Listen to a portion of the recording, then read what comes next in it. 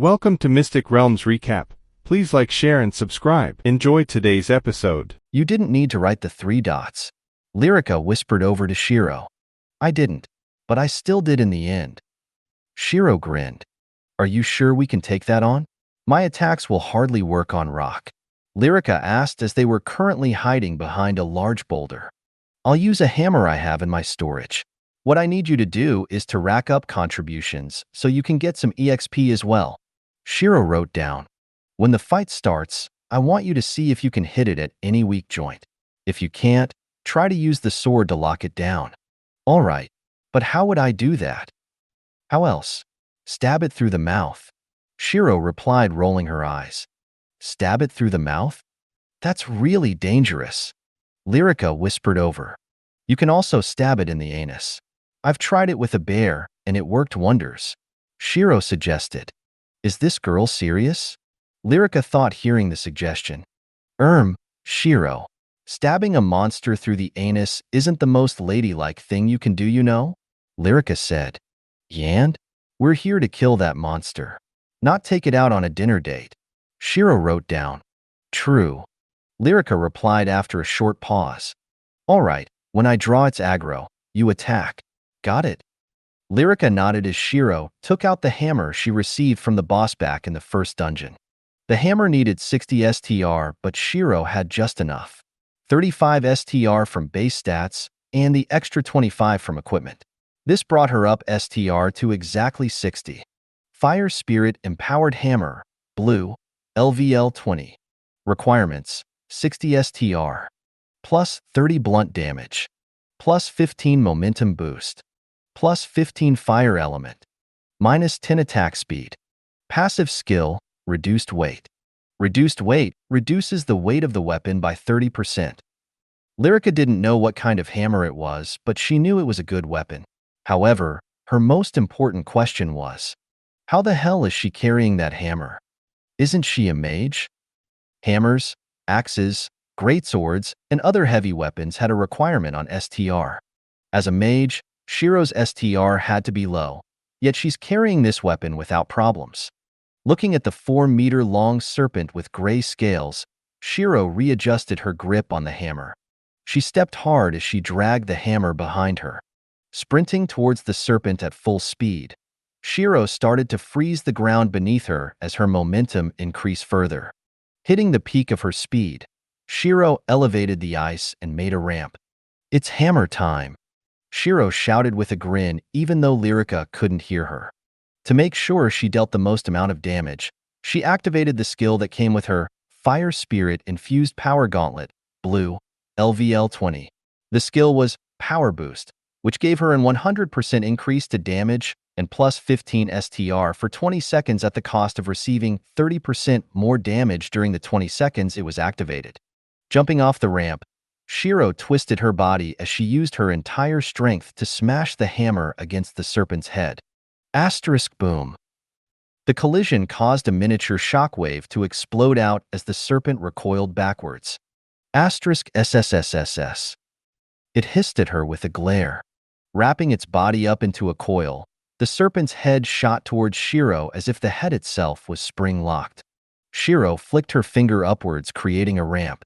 The ramp had a gentle curve which redirected the serpent's attack.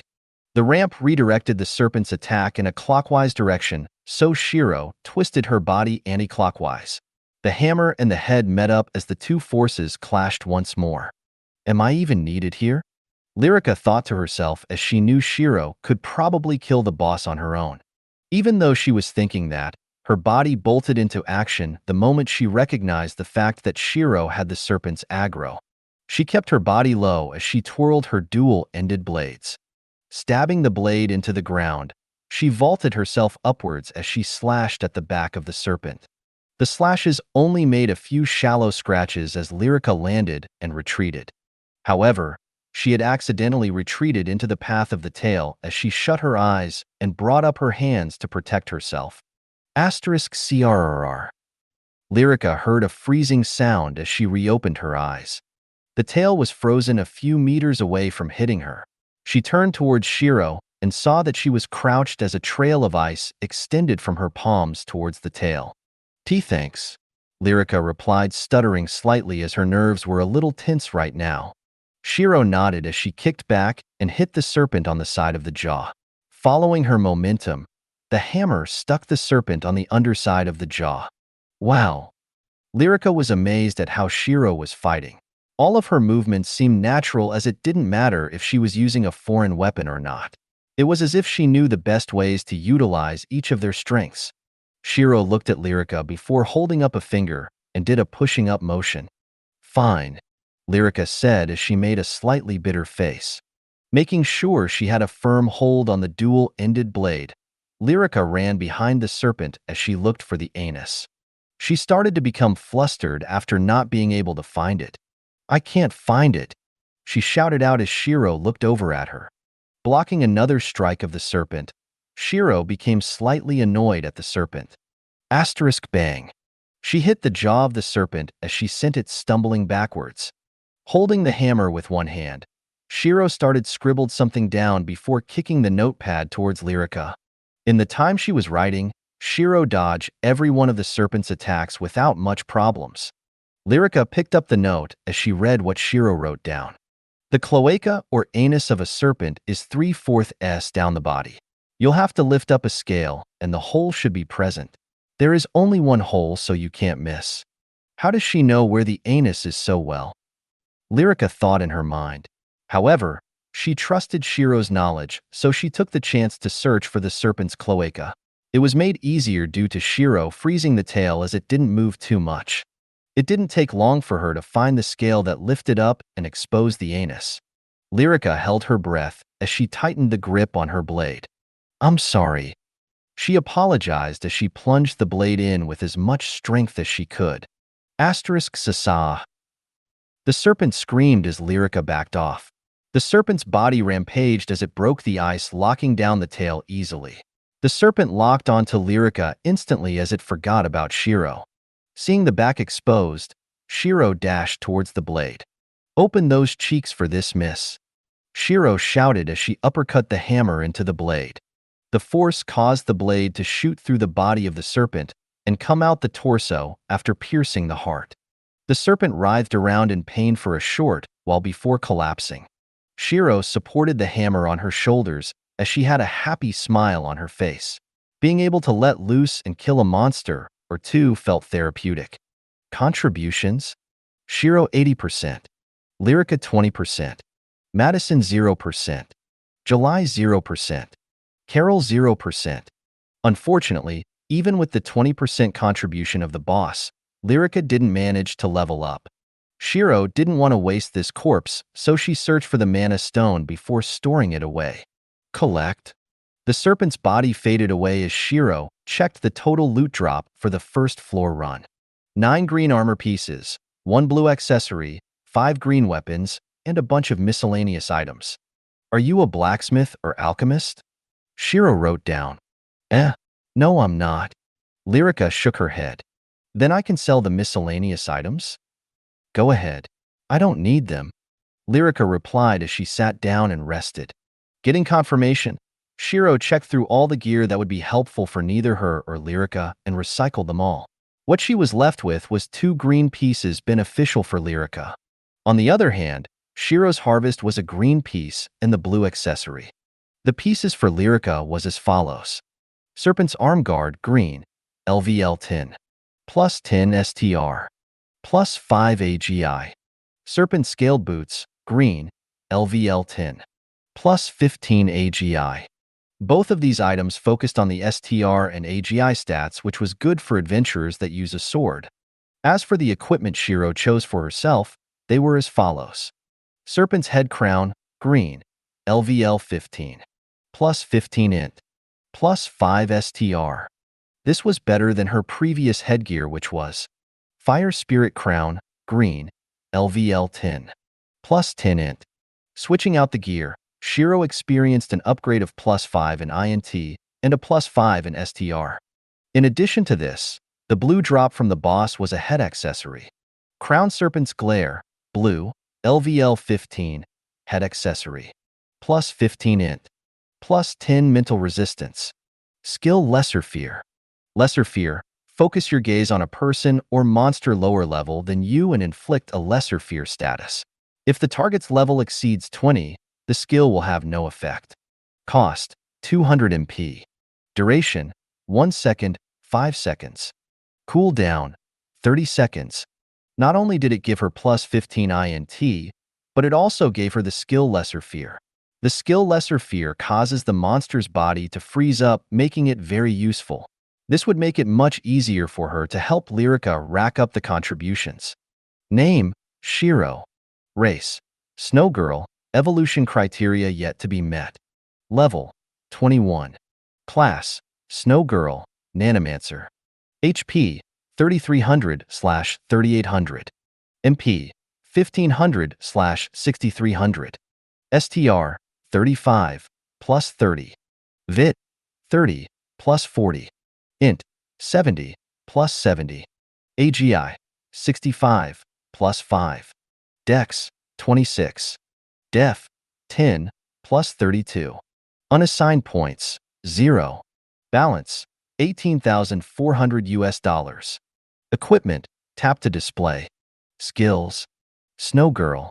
Tier 2 Ice Magic, Passive Regeneration, Blessed by Ice, Snow Magic, Faded Snow Movement, Cold Aura. Snowmancer. Dagger Creation. Other. Minimap, Inspection, Disguise, Power Boost, Equipment, Fire Spirit Blessing, Equipment, Lesser Fear, Equipment. Shiro walked over to Lyrica as she passed her 2 pieces of equipment. Your bounty for the first floor. These 2 were the best for you since the stat bonus they give are beneficial for using the sword. Thank you. Lyrica smiled as received the 2 pieces of equipment. Shall we challenge the floor 2 boss? Shiro wrote down with a smile. Floor 2? I don't know. I feel like it's more beneficial if I try to fight it fairly. I can gain more experience that way. Lyrica replied as Shiro nodded. Then after we clear out the second floor, I'll freeze the boss and we'll use the obelisk to return back to floor 1, okay? No problems. Lyrica smiled. ####. Clearing out the second floor was an easy task. Most of the monsters that were present on this floor were level 10 to 13 rock serpents. To fight these rock serpents, Shiro would use Lesser Fear on the monsters, whilst Lyrica would stab them through the head. This proved beneficial as Lyrica's contribution was always above 75%, giving her most of the EXP. When they cleared the floor out by roughly 60%, Lyrica leveled up, fulfilling their side of the bet in only a few hours. Unfortunately, none of the drops could be used, so Shiro recycled everything. As previously agreed on, Shiro froze the obelisk guardian, while they used the obelisk to return back to the first floor. Walking calmly back to the 3 girls, Shiro and Lyrica saw Madison's bitter face, as Lyrica couldn't help but feel slightly giddy inside. The foreign feeling of proving people wrong was amazing. So I take it as our win. Shiro smiled, showing Madison the note. Madison frowned in annoyance as she glared at Lyrica. It's all her fault. Who told her to level up? She should have just stayed as a low-level loser, she thought. Shiro frowned as she could feel Madison's hostility. The temperature started to drop as Shiro looked at her coldly. Make a move, go on. I dare you. Shiro wrote as she smiled with a menacing aura. Madison shivered seeing that smile and quickly ran out the dungeon with her 2 friends. Shiro shrugged as the temperature returned back to normal. As they exited the dungeon, the teacher walked up to Shiro. As you have won your side of the bet, Madison Wilcroft will fill up your party numbers for 3 days a week, the teacher said as he passed her contract to her. Shiro nodded, taking the contract. Thank you. She wrote down as she left with Lyrica. After walking for a while, Shiro couldn't help but notice Lyrica's conflicting gaze. What's wrong? Well, it's just that you basically put a few years of your life on the line just so that we can run dungeons. Why are you doing this? Even if you said it was payment for helping you with reading and writing, I can't help but wonder, Lyrica said as Shiro paused. It was a whim of mine. Life is full of twists and turns. If you don't actively seek them out, then life wouldn't be as interesting. Meeting new people, making new friends. All of it starts with a whim. The whim may become something more, or it may just be another day of my life. Don't dwell on it too much. Shiro smiled, showing her the writing. So it's just a whim? Yet for me, it has become something more. Lyrica muttered. Don't sound so depressing. We just got our chance to run dungeons for 3 days a week.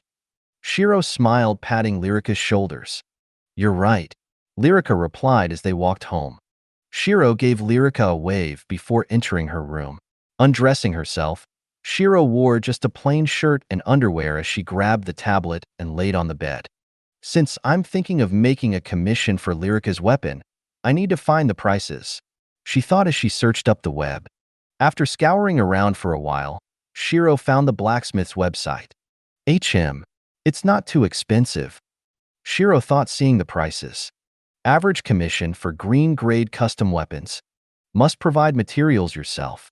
Basic deposit, $5,000. LVL 5 to 5,000 $10,000 LVL 10 to 11,000 $50,000 LVL 15 to 50,000 $75,000 LVL 20 to 100,000 $200,000 over LVL 20 to 200,000 USD plus. I'll be exploring the town a little today, so I won't be back until late. Shiro wrote down as Lyrica nodded. Okay, take care, Shiro, she replied. Leaving the school in her uniform, Shiro walked towards the Blacksmiths Association. On her way there, she saw a familiar figure patrolling the streets. Walking towards him with a light smile, she tapped his arm like the first time she saw him. Thank you for your help last time, Liam, Shiro wrote down while Liam looked towards her. Ah, so it was you, Miss Shiro. Liam smiled. You've already learned how to read and write? That was fast, Liam complimented. I had a friend to help me study after all. Ho already made a friend, huh? Nice going, Liam smiled. Anyways, I was here just to say thanks, so I won't bother you on your duty any longer. Shiro smiled, giving him a wave before leaving. Liam only smiled before he carried on his duty. Reaching the Blacksmiths Association, Shiro walked up to the counter. Hello, I would like to check the prices for commissioning a custom weapon. For that, you'll need to ask the individual craftsmen for their prices depending on what your weapon is. The craftsmen are over to the left, the receptionist said simply. Walking through the area of craftsmen, she would occasionally check out their wares and see the quality of the weapons they're producing. Each of these weapons are in poor condition, Shiro thought, examining the weapons. Picking out the blacksmith who seemed to have the best quality, Shiro lined up. However, the queue moved at such an abysmal pace that even Shiro was getting impatient.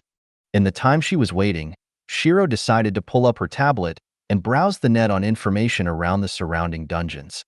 There are around 28 E-ranked dungeons nearby. Each of these dungeons ranged from the lowest being level 2 and the highest being level 20. The dungeon I was in was a level 10 to 15 dungeon that mutated into a level 20 dungeon, Shiro thought, reading about the dungeon. As for D ranks, there are 15 dungeons, 5 being level 21 to level 35, 3 being level 35 to level 40, and finally, the last 7 are level 40 to level 50. She was currently level 21, so she was still a while away from level 50. Waiting in line took an hour before Shiro finally reached the front. What do you need? Keep it quick. The person who said this was a man who looked like he was in his early 20s. He had flaming red hair and red eyes. His hair was short and spiky. Measuring around 6 feet 4 and looking around 20 to 25 years old in age, he wore a blacksmith uniform. Asterisk ding ding ding ding. He hammered away at the metal rhythmically. Helion LVL 50, pugilist. Shiro wrote something down before tapping his arm. If you need something, just say it, he said, not turning around. In hindsight, I should have brought Lyrica with me, Shiro thought. Shiro decided to walk around the bench as she stood in front of him and showed him the note. I want to commission a custom weapon for my friend. The handle should be around 30 centimeters with 2 blades attached to either side of the handle. The blades themselves should resemble long swords. Also, I'm mute, so I can't talk. Asterisk clang. Helion dropped his hammer, immediately seeing the girl in front of him. She had clear azure eyes and long flowing black hair. Her height was 5 feet 3 and a modest body build. Holding the sign in front of him, She seemed almost defenseless. Seeing his reaction, Shiro furrowed her brows slightly and wrote down another sentence. "Excuse me?"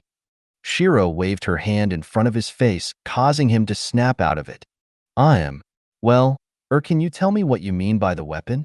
Helion said as he coughed slightly. Shiro took out the handle and remade the ice dual-ended blade Lyrica used. "The blade looks like this," Shiro wrote down, handing him the weapon. It's definitely an uncommon weapon," Helion said whilst he inspected the weapon. "What level is your friend?" he asked. "Level 12. Level 12? So it should be more worthwhile to make a level 15 weapon rather than 10. What types of attributes does your friend need the most?" he asked, looking over at her. Seeing Shiro look down and start writing on the notepad, he couldn't help but admire her a little longer. "I'm estimating the stats she needs are AGI, STR, and DX since she's a swordswoman," Shiro wrote down. "So what materials do I need?" she asked. "It really depends. The higher level the source of the material, the higher level the weapon will be.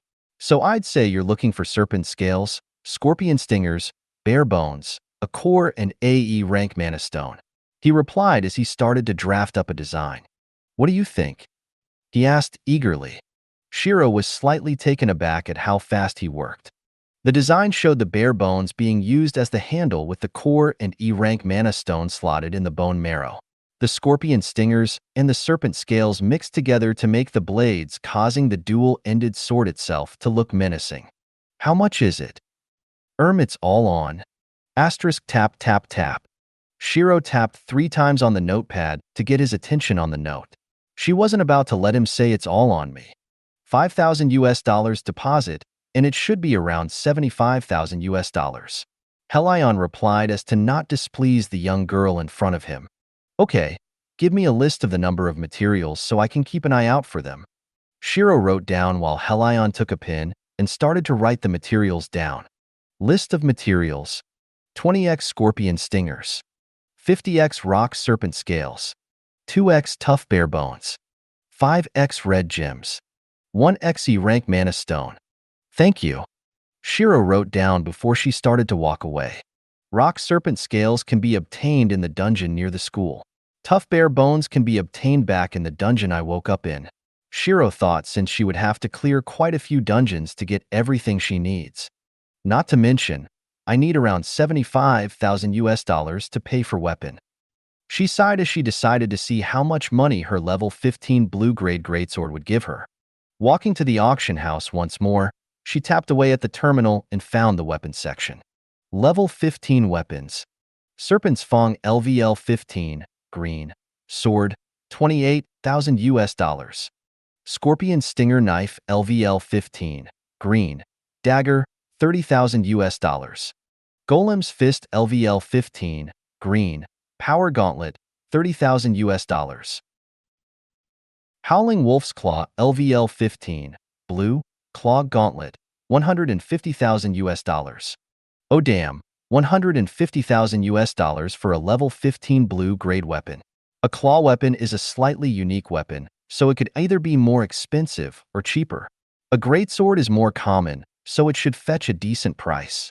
Shiro thought, if I want to get the most out of this weapon, I'll need to factor in a few variables to make sure the price goes up. Shiro thought, bringing up her tablet and search for any combat events that will happen soon. There is a faction recruitment in a month's time that will test the adventurers. I can probably hype up the weapon using this as leverage. Not to mention, the skill has a 100% increase in strength and 50% increase to damage.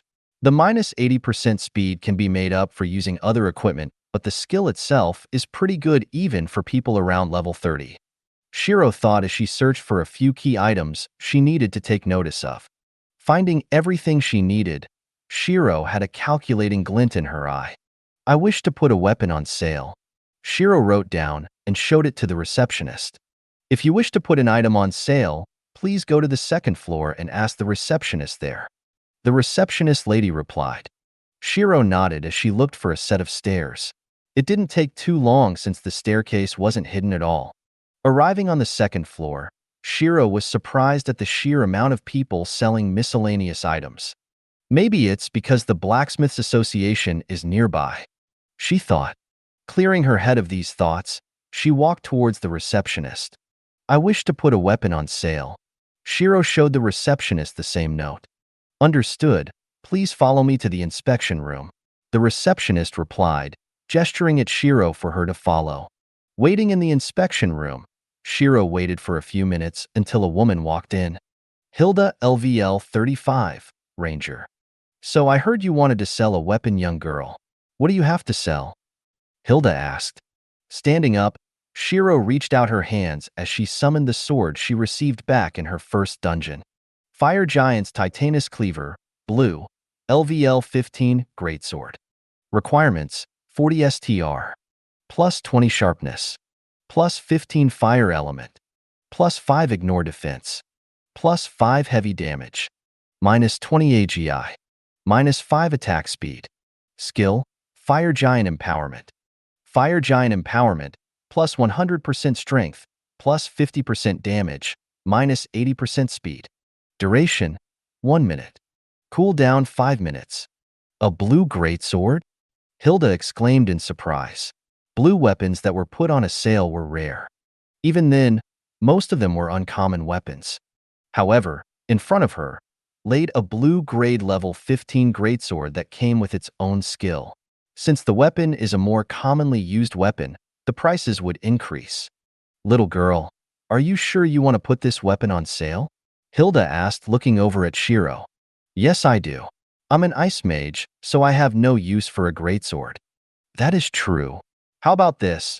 The auction house will give you $200,000 up front if you sell this to us. Hilda said as Shiro shook her head. Does she think I'm just your everyday little girl? Shiro thought. I wish to put it on bid so I can get the most out of this weapon. I still need to purchase some materials after this. What if we trade you $200,000 and the materials you need for the greatsword? Hilda asked. $400,000 and materials. Hilda frowned at the price. Too much. $200,000 and materials for the weapon. Miss Hilda, there is a faction recruitment in a month's time. Using that as an excuse, you can hype up the weapon's actual value for more than $500,000. Shiro wrote down and smiled calmly. She crossed her legs whilst waiting for Hilda's reply. Even so, there is no guarantee that it will surpass $500,000. $300,000 and materials, and not a bit less. Hilda said as she realized the girl in front of her wasn't going to get tricked. Miss Hilda, may I remind you that the auction house isn't my only way to selling items. I can in fact wait until the faction recruitment to sell this. I wonder how much money I'll get by them. Shiro smiled with slightly narrowed eyes. Hilda became slightly nervous inside as Shiro was correct. They could make a fortune using the event. I'll have to ask my superiors about this, Hilda said as Shiro nodded. I'll wait 5 minutes. After 5 minutes, the deal is off. Hilda nodded, quickly leaving to call her superiors. Shiro sat there calmly while she waited. Naturally, there is also the chance for them to try rob her, but she's already set up a few freezing traps to slow them down. She's also able to escape through a few narrow places using fated snow movement. Hilda returned after around 3 minutes. My superiors have agreed to your price of $400,000 and materials, provided that they aren't too expensive. I need 30x Scorpion's Poison Stinger, 50x Rock Serpent's Crown Scales, 2x Hobgoblin's Bones, 5x Element Gems, and AD rank Mana Stone. Shiro wrote down, causing Hilda to narrow her eyes lightly. Too much. $300,000 and these materials. Then the deal is off. Shiro wrote down decisively as she stood up and walked towards the door. Wait. Hilda called up, surprised that Shiro was so decisive. Miss Hilda, $450,000 and the materials. Not a bit less. Shiro smiled. She had the upper hand in this arrangement, so she had to take advantage of it. Hilda frowned, seeing the price rise once more. The quota her superior gave her was $500,000 and the materials she needed. However, the total cost of materials must not surpass $150,000. $450,000 is fine. though the materials are a little too much, Hilda said after a deep breath. Then how about 20x Scorpion's Poison Stinger, 50x Rock Serpent's Crown Scales, 2x Hobgoblin's Bones, 5x Reinforcement Gems, and AD rank Mana Stone? Shiro wrote down subtracting 10x Scorpion's Poison Stinger and downgraded the element gems slightly into reinforcement gems. That is fine. Hilda nodded as it was within her quota. Finishing the trade, Shiro confirmed the items she received before leaving. Hee, my harvest isn't too bad, Shiro thought with a grin. The materials needed originally was the E-rank versions of the materials she received in the end. This should make the weapon Helion creates much better and have a good chance of reaching blue in ranks. The level requirement may also increase, but he can mix it with E-rank materials to decrease the requirement. Of course, it's also dependent on the craftsmanship of the blacksmith himself. Shiro made her way back to Helion as she queued up once more. Tell me what you need and keep it short. Once again, Helion greeted with the same greeting without looking back. Shiro shook her head as she walked around like last time and showed him the note. I've got everything I need, she wrote down. It's you, Helion said, surprised at how quick she came back and immediately stopped everything he was doing. Shiro started to place the D-rank variants of each material onto the table. Would these be okay? They're a rank higher, Shiro wrote down as Helion started to examine the materials. Yeah, they would actually. I can probably mix some of this with metals to make the E-rank weapon and use the remainder to make the D-rank weapon. These should help carry your friend for a while before he or she needs to change weapons. I need an E-rank Mana Stone for the E-rank weapon, Helion said as Shiro nodded. I'll be counting on you then. How much do I need to deposit first? Market price, please, Shiro wrote down. For an E-rank custom weapon would be $5,000. For the D-rank, it would be $50,000. Helion replied with a weary smile. He wanted to get on her good side by giving her some benefits, but it seems like his intentions were seen through. Okay, I can give the money straight away. Do you know how much the final price would be for both weapons? Shiro asked. Around $300,000 for the D-rank weapon and $75,000 for the E-rank. But if it's too much for you, I can give you a little discount, Helion offered. No, it's fine. I can afford it. Shiro shook her head. Helion could only smile bitterly. The only time he wanted a customer to not have enough USD for his items, she actually had enough. All right, shall I build it today? He asked as Shiro thought about it and nodded. Please. Helion nodded as he turned to the queue. I'll be doing a big commission today. Come back tomorrow, he shouted out as the queue dispersed. Shiro raised an eyebrow seeing this. They seem rather obedient, Shiro wrote down. If they're not, I can just blacklist them. Helion shrugged. He walked back into his workshop as he started to lay out the materials. 50x Rock Serpent's Crown Scales, 2x Hobgoblin's Bones, 5x Reinforcement Gems, an assortment of different metals, E-ranked Mana Stone, and AD rank Mana Stone. Is it okay if I waited here while you work? Shiro wrote down. Of course, Helion replied with a little too much enthusiasm. Shiro only chuckled slightly as she pulled up a chair by the side and sat down. Crossing her legs, she rested her head on her left hand, whilst her spare hand searched on the net. Shiro was currently looking at the dungeon available around the area so she can plan the level-up schedule for both her and Lyrica. Helion paused slightly as he admired Shiro. Shaking his head, he started to work away as he brought materials out. The process could be narrowed down to 6 main steps. 1. Forging at the step to get the metal into the desired shape. 2. Annealing, cooling the metal over a long period of time, making it soft and easy for grinding. 3. Grinding, sharpening the edges of the metal. 4. Hardening, heating up the metal and cooling it quickly to harden the blade. 5. Tempering, heated up to a lower temperature than the temperature during hardening, it is cooled quickly. Repeating this step several times will allow the blade to be strong but not brittle. It will also retain some flexibility. 6. Completion. This step adds the handle, guard, and pommel. It is the finishing touch needed for the weapon. But before that, he needed to make the main material for the sword. Since most of the materials are D-ranked, He needed to mix it with some E-rank metals to lower down the level of the final product. Grabbing some metals, Helion heated it up in the forge until the metal was almost colored white. Pulling the metal out of the forge, Helion's face and aura became serious. Sensing the change in aura, Shiro looked up from the tablet and watched carefully. Grabbing the hammer, Helion's muscles tensed up as he raised it up above his head. The hammer burst into orange flames just before Helion stuck it down. Asterisk ding, ding, ding, ding. Rhythmic hammering rang out. With each strike of the hammer, the metal was slowly flattened down. Sparks flew everywhere as Helion's concentration hit its peak.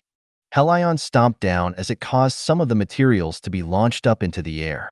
Reaching out his arm, the materials he needed magnetised over to his hand. Pugilist's ground stomp and attraction force. Ground stomp causes the enemy to become airborne for a slight moment, whilst attraction force pulls the enemy towards you. For him to use both skills to help him make a weapon is quite innovative, Shiro thought with a slight smile. When Helion used both skills, his other hand wasn't idle either as he continued to hammer away.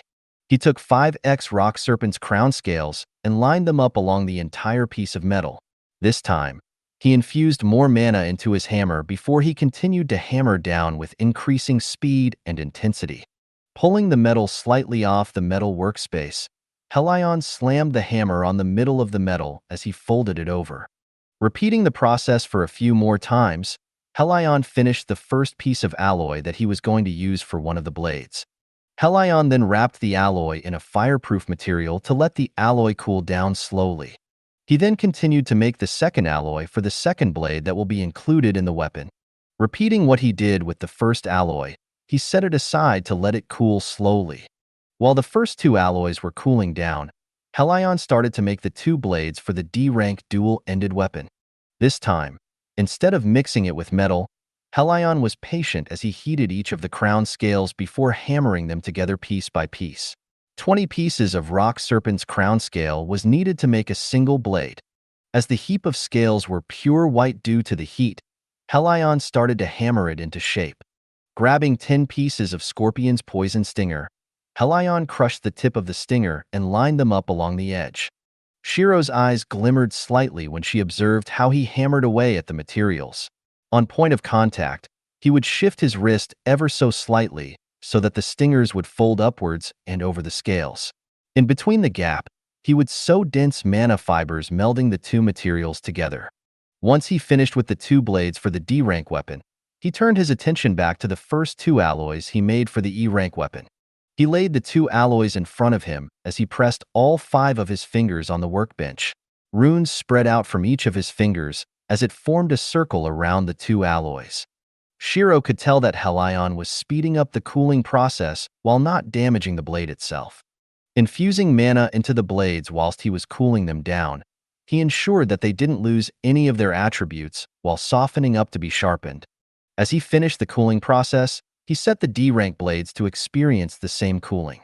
During this, he took the alloys to the grinding wheel as the wheel itself was reinforced to be able to shave away at the alloy. Sparks flew everywhere while Shiro watched in interest. It was fascinating watching a craftsman focus on their work. Their pacing, their concentration, and their finesse when making their crafts intrigued her. When she makes her nano-craft weapons like the dagger, it was akin to pouring molten metal into a mold. None of this intricate process was involved. The joy of watching anything grow from almost nothing to something was calming. It was a feeling that didn't come with the almost instantaneous creation of her nano-craft weapons. As Helion finished sharpening both alloys, he raised it up above his head as he examined the edge. Nodding in satisfaction, he took the D-rank blades and proceeded to sharpen them as well. The time needed to sharpen the D-rank blades were much longer than the time needed for the E-rank alloys. This is due to the fact that the D-rank blades retained most of their hardness even after softening them up.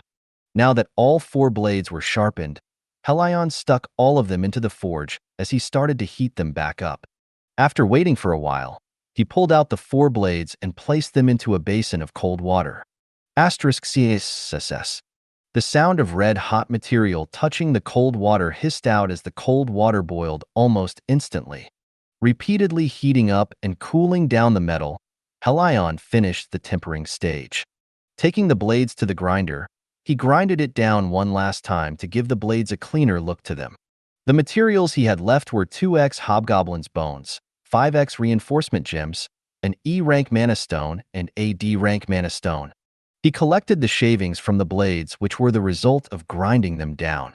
Putting the shavings into a bowl, he sat down and started to work on the bones.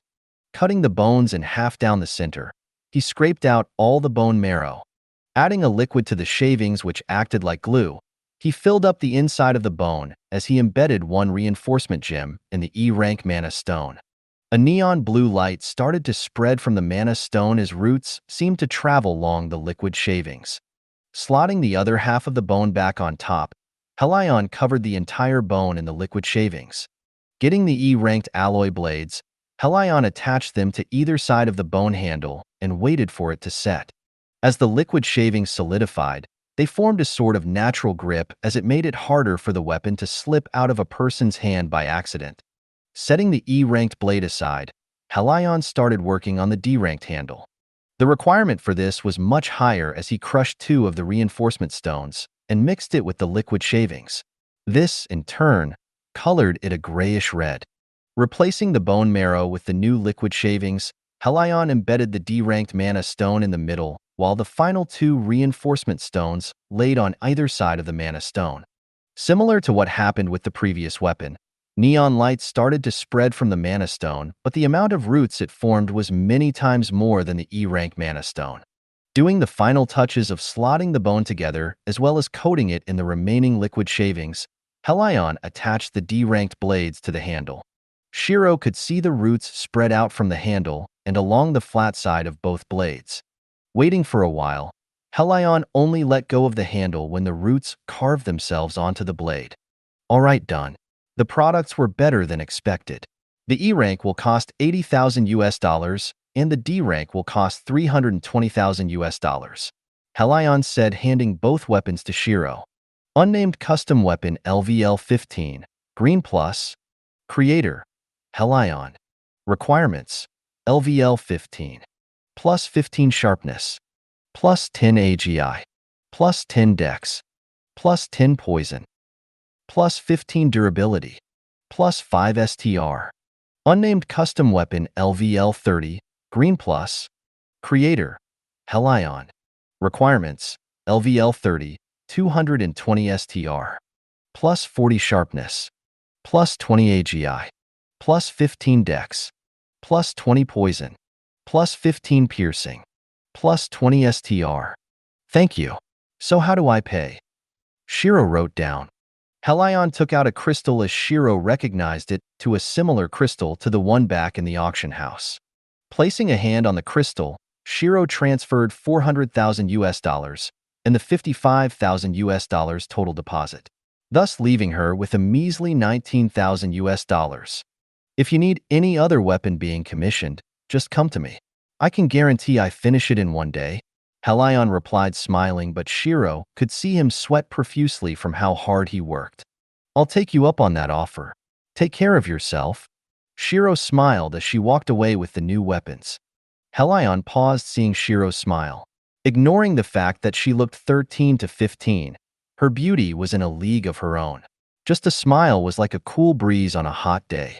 Walking back to her room, Shiro took out both weapons and laid them on the table. Looking over at the level 15 unnamed weapon, Shiro decided to name it Dual-Ended Poison Blade. As for the D-rank weapon, she wanted to run a little experiment. With her experiences of the Snowmancer class, she would be able to make small trinkets that don't exceed her current limit. But the next item she was going to make might be pushing it a little. Lightning and metallic particles swirled around her open palms as Shiro closed her eyes. She started to extract mana and twine them in her open palm. The mana converted into nanobots as Shiro took out an E-ranked mana stone and stuck it into the swarm of nanobots. The metal started to wrap around the stone itself as Shiro envisioned a blueprint she remembered from her past life. Making a few corrections so that it fit a level 30 rather than a level 200 plus, Shiro could feel her mana drain at an absurd speed. Sweat dripped from her forehead as she furrowed her brows.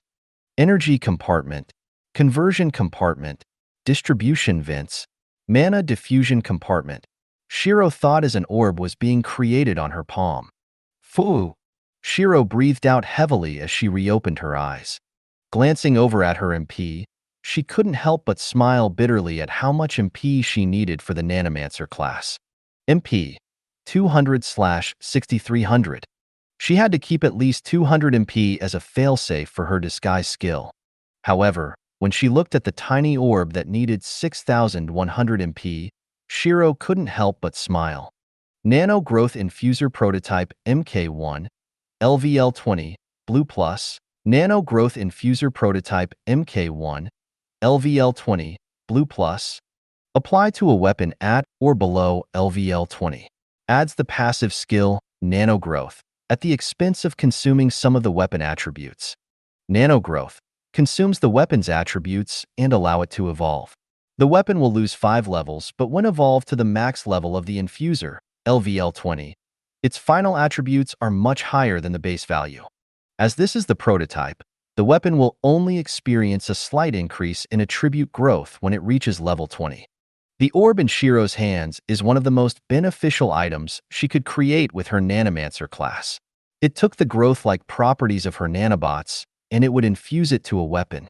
As for the reason it would evolve the weapon, it was due to the unique reaction the nanobots had to mana. When a person's level grew, the mana would also grow along with them. The nanobots recognized this growth, and it would increase the levels of the items the host could make. However, the level will never exceed what the host's level was. The Nano Growth Infuser was something Shiro had designed in her past life. At the max capacity she had managed to reach, it increased a weapon's attribute by more than 80%. However, she wasn't able to see if it could go any further due to her death. Her initial goal was to make a level 30 version of the infuser. However, it seems like she'll be using it on the E-ranked, dual-ended poison blade instead. Skill activated, Nanotech Engineering Tier 1. Although it says the skill was activated, Shiro could barely make use of it with her minuscule amount of MP. Nanotech Engineering, in its essence, was the Nanomancer's core skill. It was the skill she would use if she wanted to create anything on the run. Examples being armor, vehicles, and even bunkers. The largest creation she had ever made in her lifetime was the Flying Fortress, Seraphim. The Flying Fortress was one of the key factors in ending a battle that had raged across the continent. Spanning over several tens of miles in diameter, she had an army help her make use of all the functions Seraphim came with. Cannons, railguns, drones, acceleration, barriers, etc. Raining destruction onto the land below, her flying fortress turned the tides of war into a one-sided slaughter. Musing at the memory, Shiro shook her head as she stored the D-rank weapon away. She then focused her gaze on the E-ranked, dual-ended poison blade. Her hands hovered over the handle as she dropped the infuser. Before the infuser touched the handle, it started to shift as compartments opened up and latched itself onto the handle. Shiro could see metal tendrils slowly eat away at the materials as it spread outwards onto the blade. From the center of the infuser, a fan could be heard spinning as Shiro recognized the sound to be the infuser mixing its mana with the weapon. A neon blue-like pulse traveled along the tendrils as it slowly covered the entire weapon. It took a while to complete the fusion, but the infuser had succeeded in converting the weapon into a growth-type weapon. The organic handle was now decorated with mechanical detail lined with neon blue. Both blades also underwent this change, as there was a constant neon blue pulse that traveled from the handle to the edge of the blade. Nanotech infused dual poison blades, Blue Plus, LVL 10/20. Creator, Helion. Upgrader, Shiro. Plus 10/30 sharpness. Plus 10/25 AGI. Plus 10/20 dex. Plus 10/20 poison. Plus 10/30 durability. Plus 10/25 STR. Passive skill, Nanogrowth. Requirements to evolve into LVL 15. 5x E-rank mana stone. 2x LVL 15 sword-type weapons. Seeing the upgrade, Shiro smiled in satisfaction. However, there was just a slight problem with this. It exposes the fact that she is a Nanomancer. Now time to see if this works. Shiro thought as she attempted to use disguise on the weapon. Skill failed. Shiro sighed seeing this. No, wait. Actually, this might work. Shiro thought as she waited for her MP to regen. When she recycles her equipment using the Snowmancer class, she's able to reprint the skills that came with the equipment to a new one at a later date. Naturally, she would keep the original skill stored in her databank. Same goes for her inherit skills. When her MP regenerated to full, Shiro closed her eyes as she envisioned the skill compartments. It was more like an add-in than anything. Printing the skill, disguise, onto a small nano chip, Shiro inserted it into the infuser. She smiled seeing the infuser take the skill without any backlash. Inserting mana into the weapon, she tried to use disguise once more. Her smile widened as she saw it succeed. This was because the disguise skill only disguised the information of the possessor of this skill. So her theory was if she imprinted the skill onto the weapon, it would be able to disguise itself as the weapon now became the possessor of the skill. Editing the information a little, she was left with this. Dual-ended poison blades, blue, LVL 10/20. Creator, Helion. Plus 10/30 sharpness. Plus 10/25 AGI. Plus 10/20 dex. Plus 10/20 poison. Plus 10/30 durability. Plus 10/25 STR. Requirements to evolve into LVL 15. 5x E rank mana stone. 2x LVL 15 sword-type weapons. The disguise skill will be active continuously until the weapon ran out of durability. With this, she's managed to hide any signs of her involvement along with the fact that it was nanotech. Of course, she couldn't go without a failsafe. Gathering mana, Shiro created a mana recognizer add-in as she placed it into the infuser. The mana recognizer add-in was a simple device that acted like a lock. Should someone with a foreign mana try to access the nanobot-infused weapons, the nanobots would undergo a self-destruct phase that wipes out all traces. She decided to save the D-ranked equipment for now since Lyrica was still far from level 30. Checking the time, Shiro saw that it was 10:48 p.m. Storing the poison blades, Shiro walked over to Lyrica's room and knocked on the door. "Ah, Shiro, you're back, come in," Lyrica said as she gestured for Shiro to enter her room. Shiro nodded as she took out her notepad. "I've got your weapon ready." Shiro smiled. "That fast?" "Yeah. This guy called Helion made it on the spot." Taking out the sword, Shiro watched with a smile as she waited for Lyrica's expression. Her jaw was open as she looked back and forth from the weapon and back at Shiro. Asterisk paw. She gave herself a slap to make sure she wasn't dreaming. "Shiro, this is a growth-type weapon. How did he even make it?" Lyrica shouted in surprise. "I don't know, but this weapon is yours now." Shiro smiled. How much do I owe you?" Lyrica asked. "Nothing. Think of it like this. If you use this weapon to rack up your contributions in the dungeon, I won't have to restrain myself as much." Shiro wrote down. "I also found out that there is a faction recruitment in a month's time. It would prove helpful if you train yourself up for that event." "Now that you mention it, you're right." Lyrica paused. The faction recruitment was just around the corner. If she could get her level up as quickly as possible, she'll be able to join one. "What about you then? Except for that hammer, I don't see you use any other weapons." Lyrica asked. "I'm an ice mage. My magic is my weapon." Shiro wrote down with a roll of her eyes. "And also, did you forget the fact that I can make weapons with my ice?" Lyrica avoided eye contact as she just realized how stupid of a question she had just asked. "So which faction are you hoping to join?" Lyrica asked, changing the topic. "I don't plan on joining any faction." Shiro shook her head. "Why? Doesn't factions bring you much more benefits?" Lyrica asked as she was confused about Shiro's decision. "I don't like being tied down to a faction. Any benefit they can provide, I can get with a bit of hard work. It's not like they force you to be in a faction to begin with." Shiro shrugged. The benefits a faction provided included equipment, access to higher-level dungeons, and access to a raiding party. The main benefit would be the raiding party. The reason as to why it was called a raiding party was due to the fact that the members involved would be more than 50. This party of 50 adventurers would challenge the large-scale dungeons with huge bosses that can't be taken down by an average party of 5 to 10. In each of the floors of these large-scale dungeons, they would have a floor guardian rather than an obelisk guardian. The floor guardians were much more powerful than obelisk guardians as they were guaranteed to have a general class, title, or higher. There were also raiding parties in the Adventurers Guild, but the mortality rate was much larger as most of them would be strangers to each other and not coordinate well. These large-scale dungeons were dangerous, but the rewards were just as enticing. For normal dungeons, the party leader would be the one to collect and distribute the equipment. But for the large-scale dungeons, the rewards are distributed in terms of contribution. Everyone is guaranteed a drop as the party leader has no control over this. The system calculates and distributes. Since Shiro's not joining a faction, I won't either. Lyrica said, "Don't be stupid. I chose not to because I am confident that I can join a public raid and not die." Shiro wrote down, "But dash." Lyrica was about to reply, but stopped seeing Shiro's glare.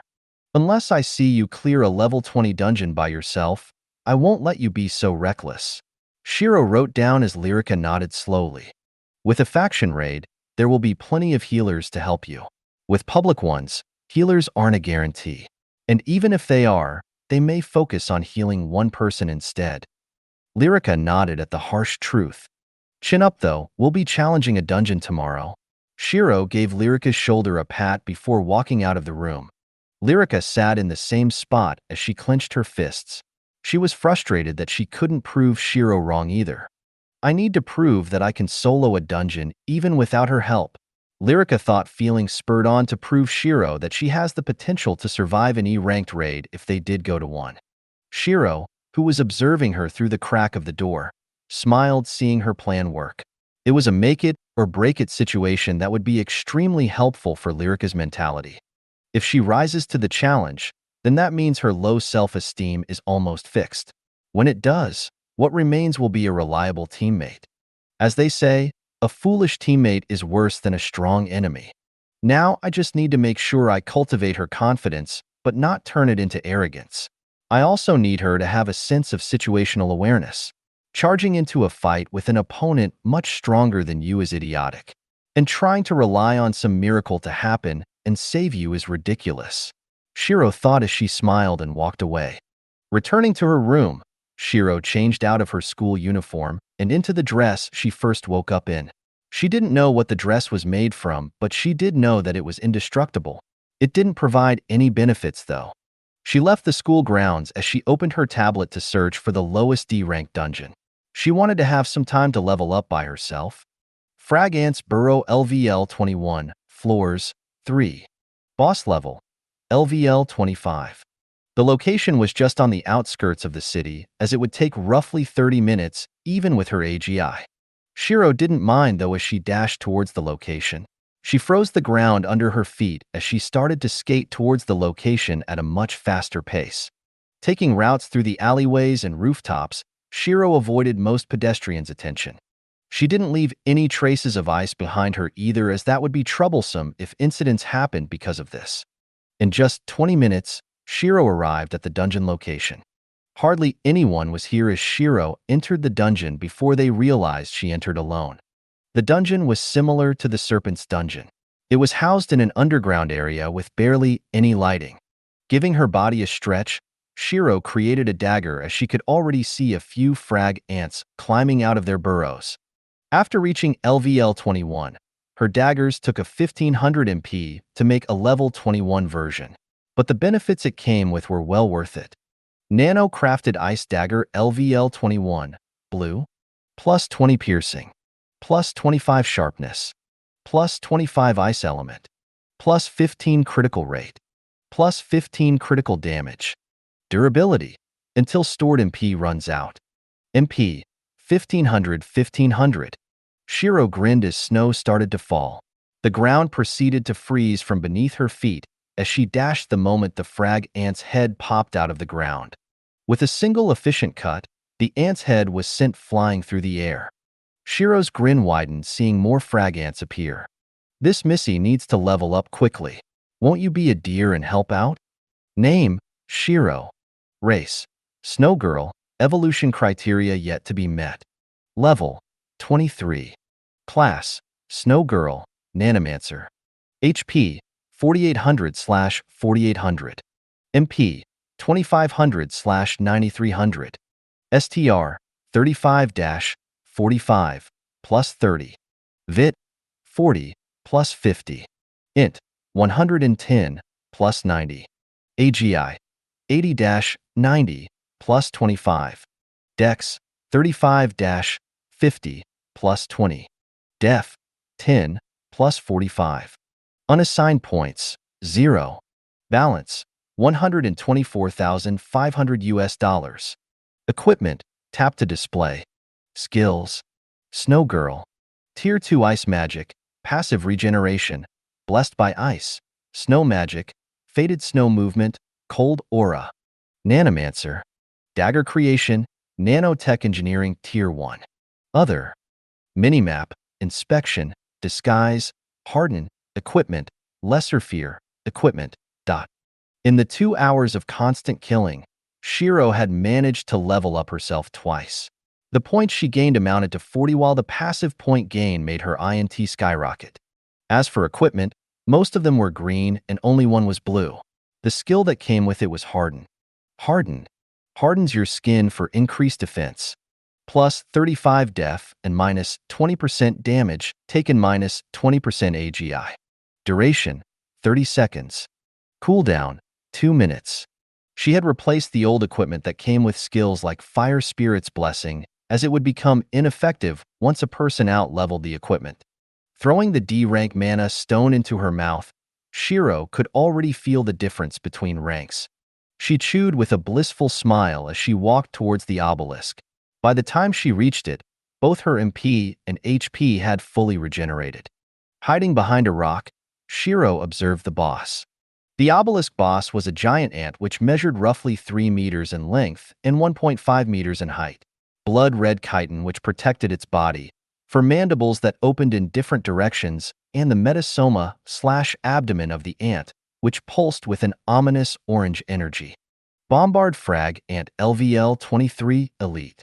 HP 38 000/38 000. MP 45 000/45 000. Che, why can't my stats be as insane as you guys in the dungeon, ah? Shiro said, feeling slightly unfair that her stats were much lower than the elite Bombard Frag Ant. Observing the ant, Shiro could guess the basic weapon it possessed, the main weapon being the mandibles and the abdomen location on his rear. The abdomen would lay traps around the area when they fight. These traps would act like landmines which exploded on impact. Remembering what she read about the Bombard Frag Ant, Shiro understands that setting all of these mines off at the start would be the safest option, especially since the explosions don't affect the ant itself. Exploding the mines would take too much on my MP since I'll have to cover quite an area, Shiro thought as she made a dagger in her hands. Twirling the dagger between her fingers, Shiro grinned. Therefore, the best option was to explode the newest mine it plants down and aggro it to my territory, Shiro thought as she threw the dagger towards the ceiling. A pale blue light spread across the roof as Shiro smiled, seeing her traps in place. Flicker her wrist, she called the dagger back. MP 120/2000. Injecting more mana into the dagger, Shiro made a second dagger as she was ready to fight. Now, Shiro thought, seeing the ant laid another mine. Throwing the dagger towards the mine, Shiro had already started to dash backwards in case of a chain reaction from the mines. Asterisk boom. The mine caused 2 other mines to blow up as smoke obscured her vision. She could hear the legs of the ant skitter across the ground as she recalled her dagger. Asterisk KRRRR. Bursting through the smoke, the ant charged towards Shiro with its 4 mandibles opened wide, ready to crush her. Twisting her body, Shiro threw both daggers at the opening before flipping backwards. As expected, the ant closed its mouth, causing the daggers to bounce off. Shiro grinned as she clutched her hand, causing the daggers to explode into 2 pillars of ice. The pillars of ice was formed in front of the ant, which blocked its path. The ant stumbled at the sudden obstacle. Seeing the ant stop in its tracks, Shiro activated the traps she set earlier. Asterisk KSH, KSH, KSH, KSH, KSH, KSH. Several ice spikes shot down from the ceiling as it formed a cage around the ant. Some of the spikes struck the ant's body as it constructed a scaffold with the other spikes to reinforce the structural integrity. Asterisk KRRR. The ant cried out in anger when it felt the ice locking down its movements. Sleep, my child. Shiro grinned as the temperature dropped around her. Using her snow magic, the tunnels became a winter wonderland of ice and snow. The ant raged as it wanted to try keep itself active, but despaired, feeling its own movements become sluggish. Due to the fact that its primary physiology resembles that of an ant, when the temperature decreases, the bombard frag ant would enter a hibernation phase. Giving Shiro one last glare, the ant collapsed under its own weight and entered deep hibernation. One shouldn't always fight a hard battle. Fighting smart is just as important. Shiro smiled and walked over to the ant. HP 31, 250/38, 000. Its HP was decreasing every second as Shiro made sure it was encased in ice. Placing her palm on the ice, Shiro started to control the ice so it slowly cut away at the ant's head. The more she cut into the skull, the faster the HP of the ant dropped until the brain was in sight. Without a single shred of mercy, Shiro controlled the ice to destroy the brain, killing the bombard frag ant with it, not even being able to retaliate. Dismissing the ice, Shiro reached towards the heart of the ant and pulled out the D-rank mana stone. Storing the stone away, she collected her loot. To her disappointment, everything the ant dropped were miscellaneous items and equipment that were worse than what she had on. Can't you at least give me something I can use? Shiro muttered, kicking at the spot where the ant had died. Recycling everything, she proceeded towards the obelisk. However, something grabbed her attention as her hand paused just before touching the obelisk. Walking behind the obelisk, Shiro crouched down and found a hole of sorts. The hole could probably fit a young adult of a modest build as Shiro's interest was piqued. Stepping back slightly, Shiro sat down and brought up her tablet. Searching the information she downloaded for the frag ant's burrow, she saw that a few people discovered this path but never reached the end. Contemplating on whether or not she should enter, Shiro eventually decided to enter since the max level of this dungeon was 25. The dungeons adhere to a strict rule, and unless the dungeons mutate, no monsters of higher level will be spawned. Climbing into the hole without much difficulty, Shiro continued to traverse the hidden path. As she went along, the path seemed to have started to shrink as an adult would have difficulties entering. Shiro didn't have any problems entering since her physiology was that of a young teen. The further she went, the narrower the paths became. Eventually, she had to crawl to proceed through the tunnel. Maybe I should turn back, Shiro thought, as this may just be a meaningless hole. However, her instinct told her that there was definitely something to be gained at the end of this. Some dungeons had a feature where there would be hidden paths. Hidden paths were hard to traverse, but gave bountiful rewards. Shiro knew this path would be hard for any adult to enter, and would be impossible for any young teen to enter either. This was due to the fact that the adult was too big, and the teen would probably die before entering the tunnel. A single frag ant would have the prowess to kill the teen even if she sought refuge in the tunnels. Since her physical body had no correlation to her age, she had managed to fit both the criteria of strength and a small build. Continuing her crawl through the hole, Shiro only felt her frown deepen as she had been crawling for a little too long now. Work smart, work hard. Since you want to test my patience, I'll show you what I can do, Shiro thought as her fingers pressed down on the walls of the hole. Phoo! She let out a breath of cold mist as the hole started to freeze.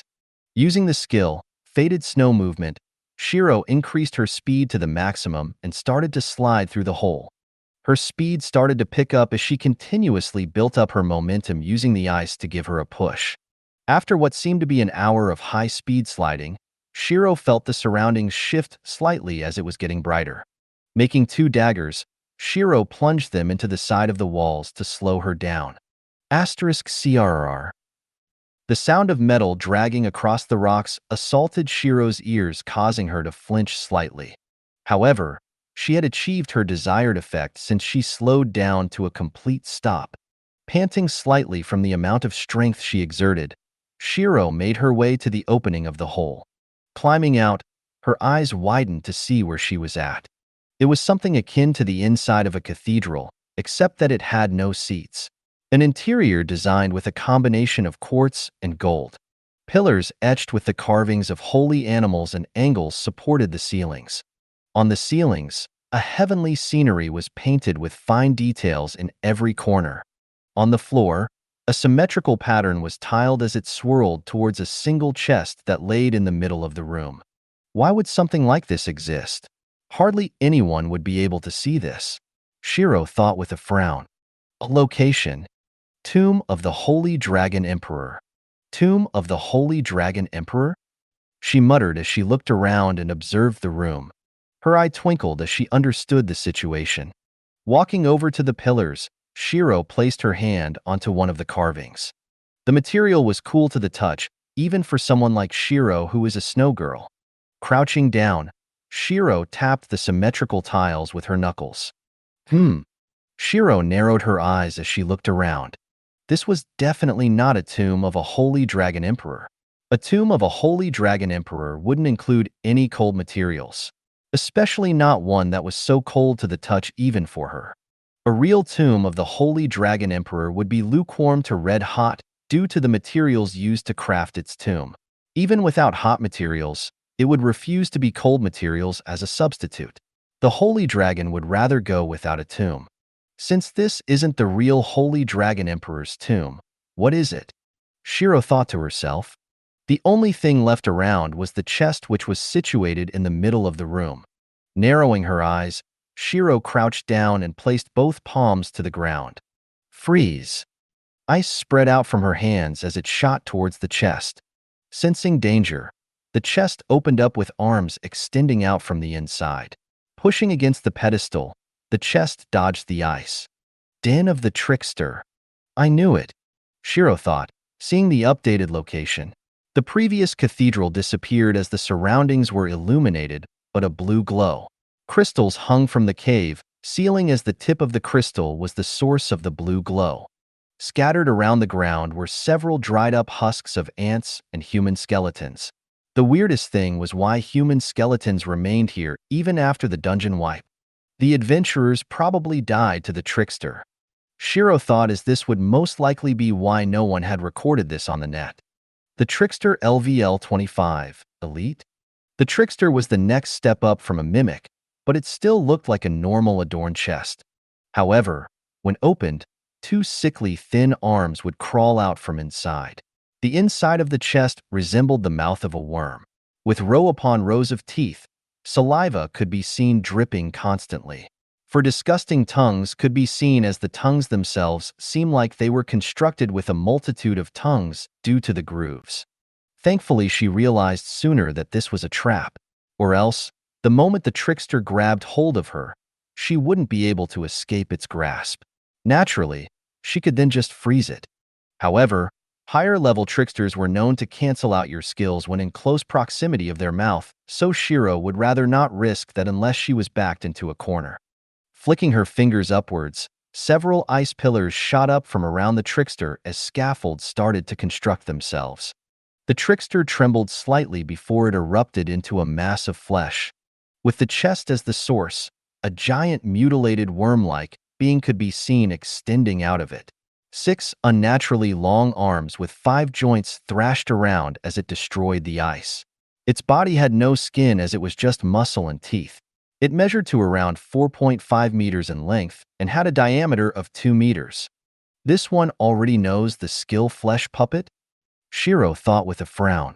Flesh Puppet was a rare skill that a very select few of the tricksters were known to have. At the cost of its HP, a fleshy puppet was summoned to help it battle. The longer the Flesh Puppet was activated, the more HP was drained. You're only just a huge target, Shiro said as her pupils glowed a menacing blue. A blizzard started to form as ice spread out, with her being the center. The snowfall increased as it eventually encompassed the entire room. With the snow blocking the sight, the overall temperature hid Shiro from the trickster's senses. Eerie. The flesh puppet screamed out as one of its arms was pierced by a dagger. Turning the head towards the dagger, the teeth on his body twitched as it sensed danger. Boom. The dagger exploded into a mass of ice, causing the trickster to stumble from the force and use its arms to stabilize itself. Two floating blue lights tracked it down as another dagger hit the face and exploded.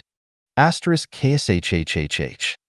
The trickster was enraged as the flesh puppet shrank its body down before expanding out with teeth extending for several meters. Shiro frowned seeing this as two of the teeth that extended outwards had almost hit her. If not for fated snow movement that turned a portion of her body to snow and mist, it would have pierced her left shoulder and right thigh. Moving towards the trickster, Shiro narrowed her eyes as she dodged the teeth strikes. Mana started to gather at her palms as the sheer amount of mana she was gathering became visible to the eye. Focus and explode. Shiro thought as she was within touching distance of the flesh puppet. Boom. A giant explosion of ice fanned out as it cut the flesh puppet in two before freezing the bisected part of the puppet. The chest shivered seeing the puppet die as Shiro didn't give it the chance to escape. Her two eyes glowed menacingly above the chest while she summoned an ice spear and pierced the chest. Twisting the spear, the tip enlarged like a blowfish as a multitude of ice spikes penetrated and destroyed the trickster. Landing softly, Shiro breathed out a wave of cold mist as the snowfall lightened up before stopping completely.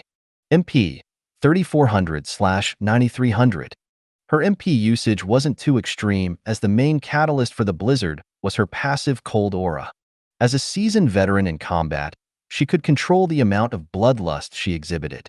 By pushing the limit of her bloodthirst, she could actively freeze her surroundings without using MP and instead make it more efficient to use her ice magic. Kicking the fragments of the chest away, Shiro was disappointed that there were no mana stone to harvest. Collect? Oh my, well isn't this something? Shiro muttered seeing the loot. It wasn't that the loot was bountiful. It was just a single key. Tier 2 Trial Key.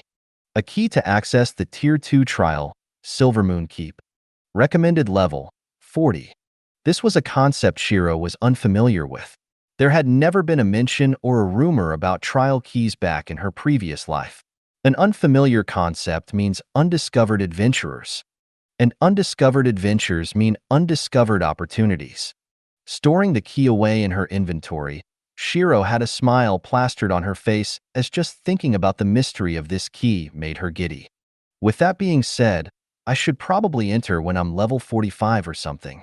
Shiro muttered since the recommended level could potentially mean the minimum level needed to survive. Barely. Looking around as she now had the time to inspect her surroundings in much greater detail, Shiro saw that there was another room connected to the room she was in. Walking through the crack in the walls to reach the room, she saw the location update once more. Trickster's abode? Trickster's abode? The thing had a house. Shiro muttered. Walking through the cave walls, she eventually found the abode as she was surprised at what she saw. A clear stream circled a small island in the center of the cave.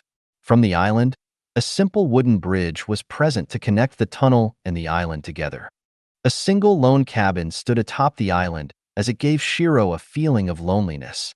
Illuminated by glowing stalactites, the scenery almost looked mystic. Walking over, Shiro came up to the door of the cabin. The cabin seems to have been here for a long time, Shiro thought seeing all of the dust that had gathered over time.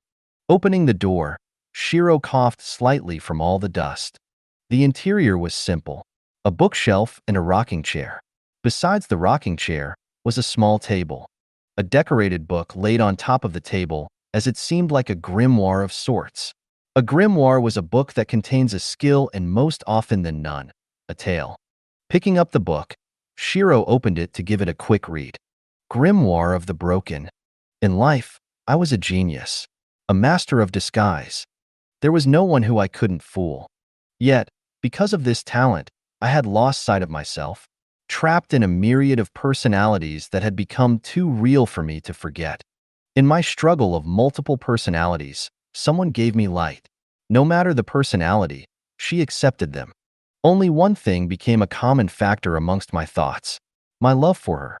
But who knew she was the princess of the royal family? Her family hated me, who was but a trickster, a clown suffering from his own talents. Afraid that their daughter was tricked by me, they interrogated me. Oh, how laughable. My talent who broke me internally was fixed by her. Yet, it was her family who broke me once more. Same question, different answers. That was the interrogation in its simplest form. No personality agreed with the other, as the answers I gave was nothing but a jumbled mess. Disgusted with me, they banished me to this dungeon without her knowledge. She must think I abandoned her. Trapped in a dungeon that she doesn't even know existed. I wait for my time to come. To whoever reads this, I hope that you may find it in you fulfill a dead man's wish and pass on my message to my love. There is only one thing in my life that will never change: my love for you. The trickster, the broken. Saul Rundall. Shiro was speechless. First of all, who the hell do you want me to pass this message to? I don't know her name, I don't know her rough location, nor do I know about why the hell this still exists.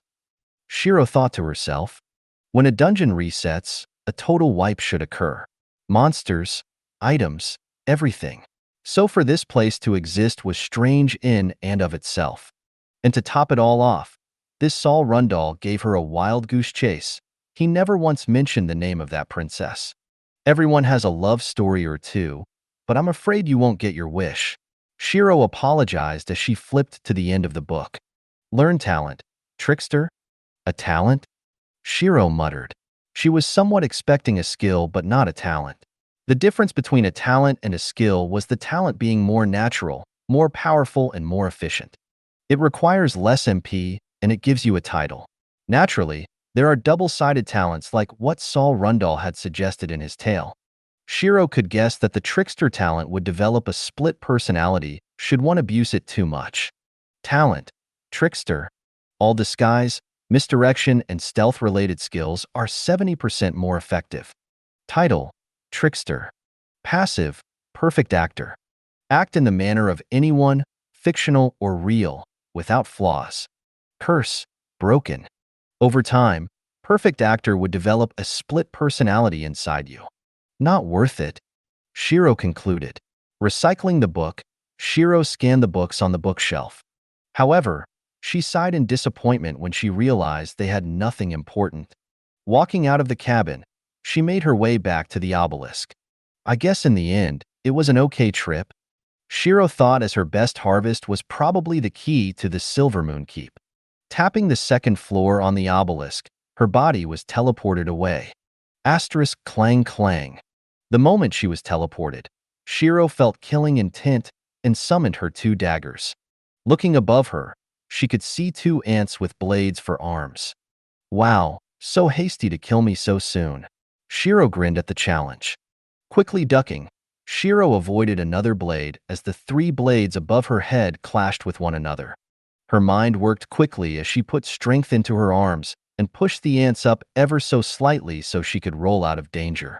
Rolling on the ground slightly, she did a flip as she flung her daggers towards the 3 ants. Asterisk boom. The dagger froze all 3 ants, but Shiro kept a serious face on. Kicking her body off the ground slightly, she twisted mid-air so that she was parallel to the ground. Asterisk phew phew. 2 blades cut above and below her. If she stayed still, the blades would have hit her head and legs. Reaching out to touch the flat sides of the blades, Shiro froze the ants just before she landed once more. In that short exchange, Shiro had managed to freeze 5 ants. Damn, you guys are relentless, Shiro commented as she shattered the ice and killed all 5 ants. And then I'm left with the rest of you, Shiro said, turning around to an army of floating eyes crawling towards her. Bladed Frag Ant Drone LVL-24. Bladed Frag Ant Drone LVL-23. Bladed Frag Ant Drone LVL-25. Cracking her neck slightly, Shiro made an ice spear as she crouched down. Full. Breathing out slightly, the temperature around her began to drop. Digging her feet into the ground, Shiro sprinted towards the army of ants. *KRRRR. The ants cried on in return as started to skitter towards her. Stepping down as hard as she could, Shiro built up for force and momentum as she threw the spear as hard as she could. Flicking her fingers, the spear broke apart mid-air. "Break!" Shiro shouted as each of the pieces exploded into pillars that crushed several ants. The ants became enraged as Shiro only grinned. Sliding across the ground, she erected 2 ice blocks and sent them forward. Boom boom. Ants could be seen flying through the air from the force of the collision. Not enough, faster, more efficient, more ruthless. Shiro thought in her mind as she still wasn't fighting to her full capacity. The shorter arm reach, the weaker muscles, the height, and the stamina. Everything was a factor that she needed to get used to, or else she can kiss full body control goodbye. Bending her body backwards, she evaded 2 blades as both her hands touched the floor. When her hands came into contact with the floor, 2 ice spikes shot up, piercing the ants. Putting strength into her arms, Shiro flipped backwards and slid across the ground. There was a trail of ice wherever she touched as she could be seen gathering mana in her palms. Boom. Spontaneous explosions rang out with ice spikes shooting out from every direction and skewered the ants.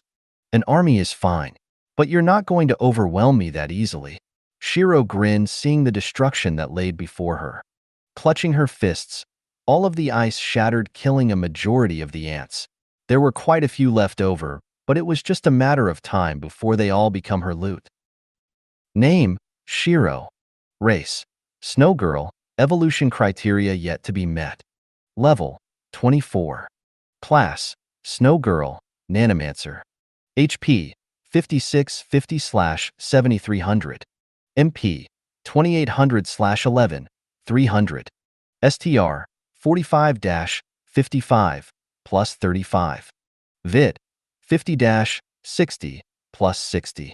Int: 130 plus 100. AGI: 100 plus 45. Dex: 60 plus 30. Def: 10 plus 65. Unassigned points: 0. Balance: $231,900. Equipment: tap to display. Skills: Snow Girl. Tier 2 Ice Magic, Passive Regeneration, Blessed by Ice, Snow Magic, Faded Snow Movement, Cold Aura. Snowmancer. Dagger Creation, Nanotech Engineering Tier 1, Sword Creation. Other. Minimap, Inspection, Disguise, Harden, Equipment, Lesser Fear, Equipment, Sensory, Equipment. Panting slightly, Shiro sat down. She had finally killed the entire horde after much difficulty due to the strain they placed on her stamina. However, her troubles were rewarded with a level up and her MP passing the 10,000 threshold. Just seeing the 5-digit MP count made her smile with glee as she was a step closer to regaining her former strength. When she does, she can explore this unknown world without much trouble. As a result of the 5-digit MP count, Shiro had managed to unlock her sword creation for the Snowmancer class. The damage value of the sword would be much higher than the daggers, but she would no longer have the option in throwing the weapon as a catalyst. However, it was okay because it made up for her less than desired close quarters combat power. Switching between dagger and sword will help cover both long and short range. The final benefit she got from the horde was equipment. Replacing some of her old equipment, Shiro gained a new skill from the new replacements. Sensory, passive. Natural senses are heightened slightly. It wasn't a massive boost, but it was welcomed since it helped her perceive her surroundings better. Shiro waited for her HP and MP to completely recover before she started to make her way towards the obelisk. A few bladed fragant drones wanted to ambush her but failed. They were, in essence, cannon fodder. Without a giant army to swarm the person, they were easy to kill. Naturally, this was what Shiro thinks. Most parties needed at least a healer to help them kill a bladed fragant drone. This was attributed to the fact that their instincts and body control paled in comparison to Shiro. Ignoring the fact that her strength was limited, her control and instincts were the finest even amongst veterans of combat. Funnily enough, the closer she went towards the obelisk, the fewer times she got ambushed. It was weird since the dungeon ecosystem was mostly correct 9 times out of 10. For an anomaly like this to happen must mean the obelisk guardian is that of a foreign species, or that it cannibalizes, which inflicts fear towards the drone. From what she read about this dungeon, the obelisk guardian was a boss called 100-blade frag ant. Since it's the same species, the most likely situation was cannibalism. *CRRR. The scraping of the blades against the ground could be heard faintly as Shiro knew she was getting close. Stepping forward slowly, she observed the 100-blade frag ant. 100-blade frag ant LVL 25 Elite. HP 80 000/80 000. MP 20 000/20 000. As its name suggested, it looked as if it had 100 blades acting as legs. Measuring 8 meters long and only 1 meter tall, it was armored with void black chitin with 2 short antennas and a visible jaw. Ant my ass. It's a goddamn giant millipede. Ant my ass. It's a goddamn giant millipede. Shiro thought, cursing at the misleading name of the monster. No wonder the ants weren't as common closer to the obelisk. There's another species guarding it, that's why. Millipedes were different to centipedes. While some may get the two mixed up, there are a few distinct differences. First off, the millipede have very short antennae compared to the centipede. The physiology of a centipede is flatter compared to a millipede, which supported a more rounded chitin armor. The centipede's legs are positioned outwards like a razor blade, while the millipede's legs are tucked under its body. In addition to this, the centipede was limited to a single pair of legs per segment of its body. This is where this huge millipede earned the name 100 blades. Unlike a centipede, the millipede has 2 pairs of legs per segment. Not only this, each segment is relatively smaller than the centipede's segments. With each of the legs being composed of a razor-sharp blade, Shiro shivered slightly just thinking about getting caught in those legs. Even with her MP and attack, the millipede would just wear her down in a battle of attrition. Millipede. They are scavengers that are classed as herbivores. Yet, obviously, this one wants to chew on meat. Shiro thought, seeing the ant move around. Since I can't base it on the normal standards, I'll learn as I fight, she concluded, preparing herself so that her concentration was at its best. Shiro created 2 daggers for now. When testing the capabilities of an enemy, one must be between the fine line of the danger zone and the safety zone. Too far into the danger zone without sufficient understanding can be highly fatal. Yet, staying in the safety zone will restrain the knowledge you receive. Therefore, one must dance around these 2 zones carefully to get the maximum benefit. First, concussive shock. Test the reaction when robbed of its sensory, Shiro thought as she dashed towards the millipede. Twirling the blade by the handle, she threw it towards the short antennas. The speed was decreased dramatically as most of the force was focused on making it spin through the air. The millipede raised its head as the daggers bounced on both antennas. *CR. Freezing the antennas, Shiro jumped backwards, immediately seeing the desired effect. Without hesitation, the millipede rolled into a ball. Is that all? Shiro thought with a frown. *Kishin. The millipede's blade-like legs protruded from the side of its body, while the shell spiked up abnormally like a porcupine's quills. She wasn't sure how the millipede was generating the forces for it to spin on the spot, but she knew it was preparing to go on a rampage. Pushing her palms outwards, a ramp was created with scaffolds to support the structure. *KR. The sound of blades cutting through rock could be heard as she knew it was rolling around to try hit everything due to a loss of its sensory. Robbing the millipede of the senses will increase fight difficulty. Patterns become random as it would try to attack anything and everything, she thought, dismissing the daggers freezing the antennas. The millipede continued to roll, causing Shiro to frown. Making a spear of ice, she threw it towards the millipede, hoping for it to cause some damage. Unfortunately, the spear was smacked downwards due to the millipede's roll and crushed under its armor. Armor is absurdly powerful. Fighting head-on is not advised. Remaining calm, Shiro retracted all of the ice as she waited for the millipede to unfurl itself. It was only after 10 minutes of rampaging did it unroll itself. Her eyes narrowed as she peered past the tins of blade legs it had under its body. With the blades being mostly concentrated on its underbelly, it may be a natural defense due to its weakness. Raising up her arms, Shiro gritted her teeth slightly as ice started to form under the millipede. *CCRRR. The ice raised the millipede into air little by little as it tried to claw away at the ice. Flexing her fingers, Shiro froze the bladed legs in their place. Making a sharp ice spear, she took aim and threw the spear. *TSSSSS. Chemicals sprayed out from under the millipede as Shiro watched all the ice melt visibly. It has ridiculous armor, bladed feet, and chemicals. Unless you try to overpower it, you won't kill it in any time soon. And if I try to fight it in a battle of attrition, it's not worth the effort. However, I want to see just how I will pry your shell open. Shiro grinned. Electricity sparked in her hand as she started to use her new skill, sword creation. Running towards the millipede before the swords even finished being crafted, Shiro stepped down hard as a pillar of ice extended out and pierced towards its legs. 4 of the millipede's legs reacted as it cut the pillar into small sections that did it no harm. Surprised Shiro appeared near the legs as they couldn't retract in time. The sword formed fully in her hands as she twisted her body and cut the legs.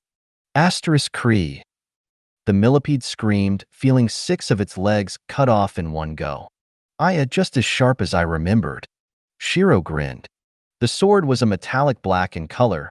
Mechanical details could be seen around the guard and the hilt. It was a simple-looking sword, but its sharpness was something to be feared. Nano Craft Sword LVL24, blue, plus 30 sharpness, plus 25 bleed, plus 10 critical rate, plus 5 critical damage, plus 30 severing. Skill, Razor Edge. Use 400 MP to gain plus 20% cutting strength for the next attack. MP, 3,600 of 4,000. Quickly kicking her legs so that she flipped backwards, Shiro avoided the chemicals the millipede spat at her. Mid-flip, she sliced towards the chitin and left a slight groove. Seems like the best way is for me to attack the bottom. Shiro thought, preparing herself. Landing softly, she slammed her hands down and created a wall of ice just under the millipede, raising it up into the air. Once again, the millipede tried to use its chemicals, but Shiro was way ahead of it. Clutching her fist, the ice pillars lifting the millipede up exploded into a myriad of spikes, penetrating its weak lower body. Chemicals went everywhere as Shiro had to shift her location several times to avoid getting doused in corrosive liquid. Dragging the sword on the ground, Shiro dashed towards the underbelly. *KRRR. The sword ripped through the soft armor with barely any resistance. Using Fated Snow movement, Shiro quickly avoided some of the bladed feet trying to kill her. Twisting her body, she escaped from under the millipede. HP 43 000/80 000. Her attacks proved to be extremely effective as the health was dropping rapidly. Sensing its doom, the millipede wanted to take her down with it. Curling into a ball, the millipede's chitin spiked up as Shiro narrowed her eyes. OUM asterisk asterisk asterisk asterisk asterisk asterisk asterisk. She cursed seeing the abnormal mana density. Running would prove foolish as her defenses are too weak to survive the self-destruction of a level 25 boss. Shiro quickly dissembled her sword to regain her mana and used Harden. Harden. Hardens your skin for increased defense. Plus 35 def and minus 20% damage taken minus 20% AGI. Duration, 30 seconds. Cooldown, 2 minutes. A silver metallic sheen seems to cover her body as she placed her palm on the ground and used the remainder of her MP to create a giant wall of ice.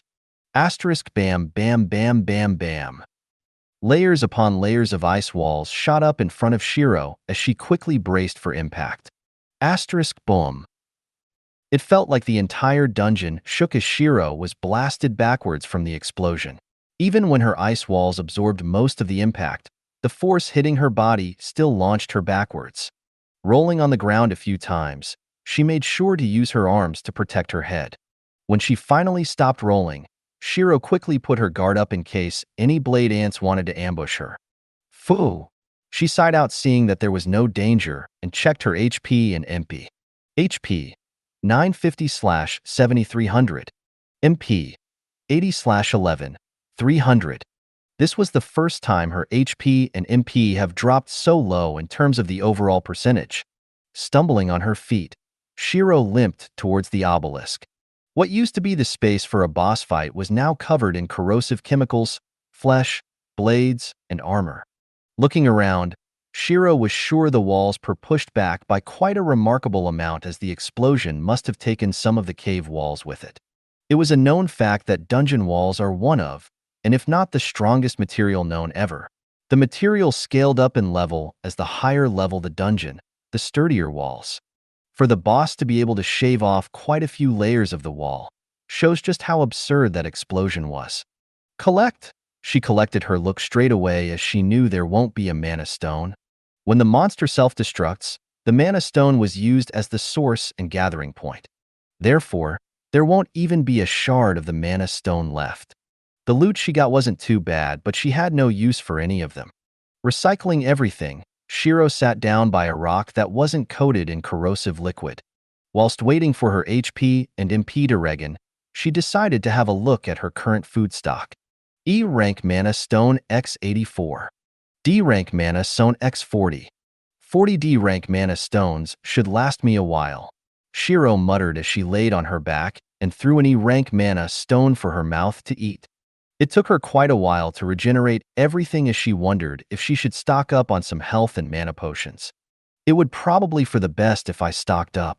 At least then I can regenerate my health and mana quickly, Shiro thought.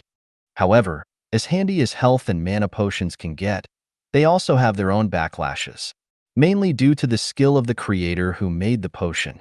Examples being low-tier health and mana potions having adverse effects later along in the line. These effects can be a decrease of total HP, slow MP recovery, and so on. Only the higher quality health and mana potions provided barely any adverse effects.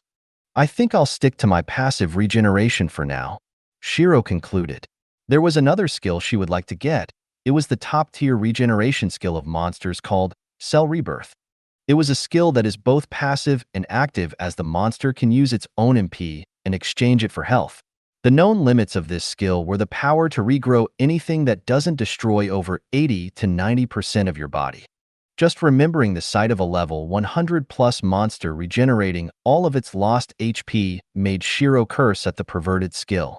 With that being said, she wanted the skill as well, since it would increase her survivability by a large amount. Not only that, she was currently a monster, so there may be a chance for that in the future. Giving her body a stretch, she opened the obelisk and tapped the final floor, the boss floor.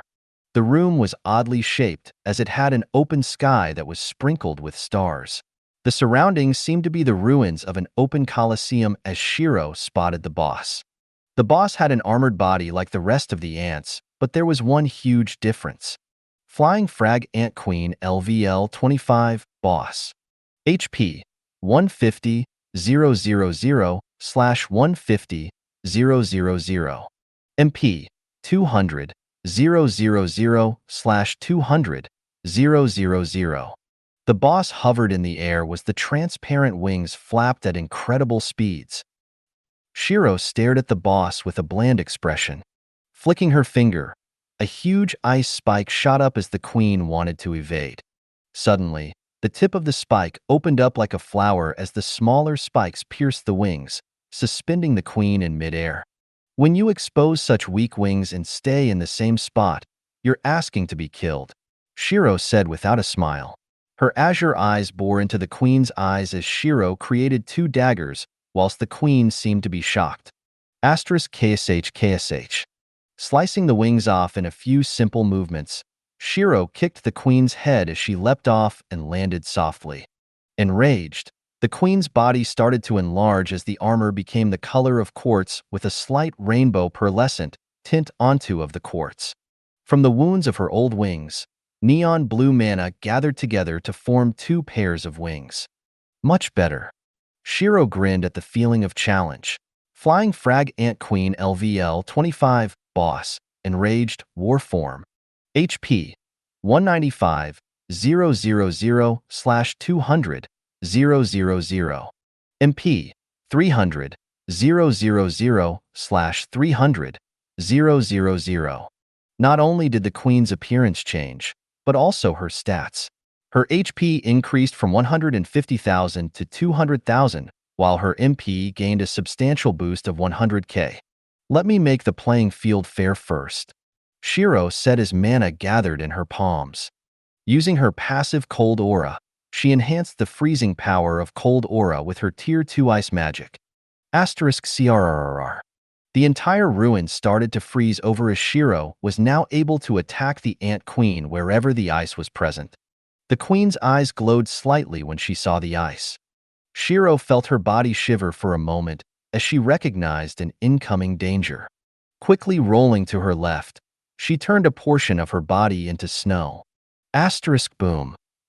The spot she was in exploded as Shiro quickly turned to the spot and saw a fire javelin. "You've got to be kidding," Shiro muttered, seeing the queen shift to the fire element.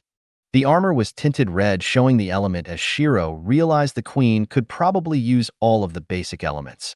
Not staying still in the same spot, Shiro pivoted around her hand before flipping once more. Flicking her wrist, 3 ice spears shot out from the ground towards the queen. A semi-translucent orb appeared around the queen as the ice spears shattered on impact.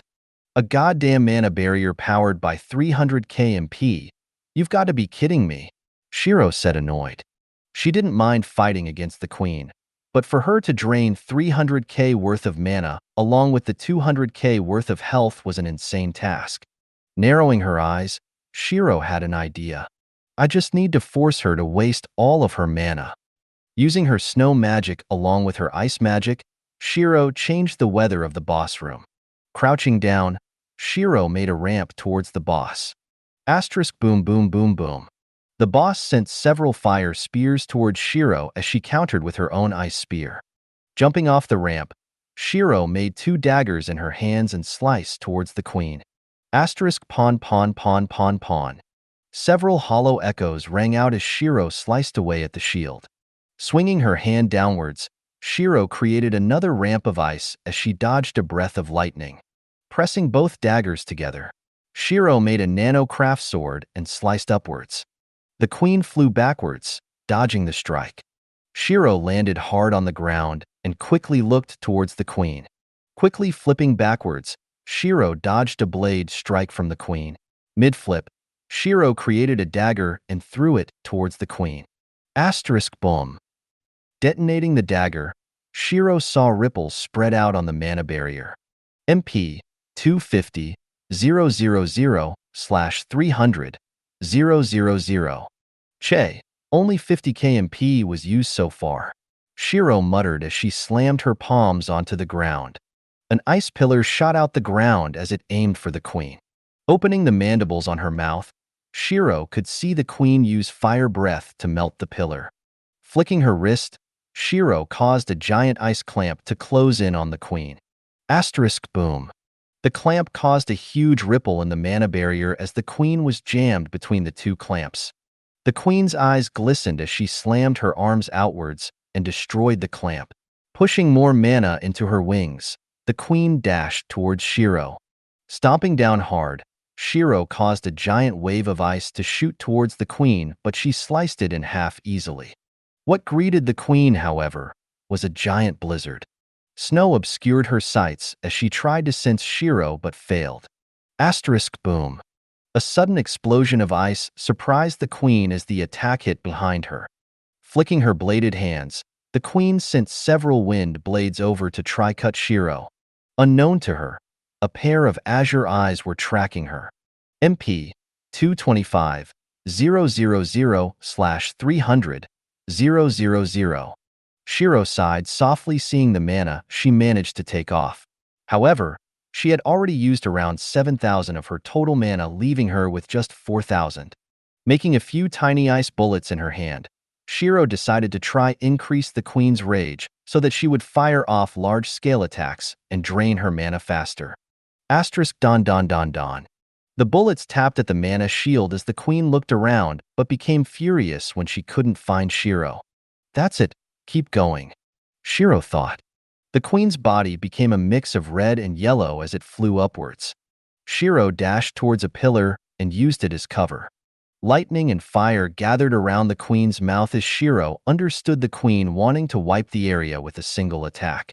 Pinching 3 fingers together, Shiro made a thin dagger. Her goal was for the dagger to interrupt the queen when she's still charging her attack. However, she needed to time it correctly, as interrupting too early wouldn't drain as much mana, and interrupt too late means the queen firing the death beam off. She eyed the attack as pressure was at an all-time high. Now, she thought, throwing the dagger with her full strength. The timing was a little early as the attack was around 75% charged. However, any further would be dangerous territory. Clenching her fist, she caused the dagger to explode. Asterisk boom. This caused a chain reaction as the breath attack was forcefully stopped. Since it wasn't fully ready, the attack exploded in the queen's face. MP 130 000/300 000. Not bad. Shiro thought, since the failed attack managed to wipe out almost 100k worth of mana. Naturally, this included the charge up and the explosion the barrier absorbed. However, she too was left with just 2,500 MP. I should take it down from the skies, she thought, as having the queen fly around was going to increase the duration of this fight. Actually, Shiro grinned as she had an epiphany.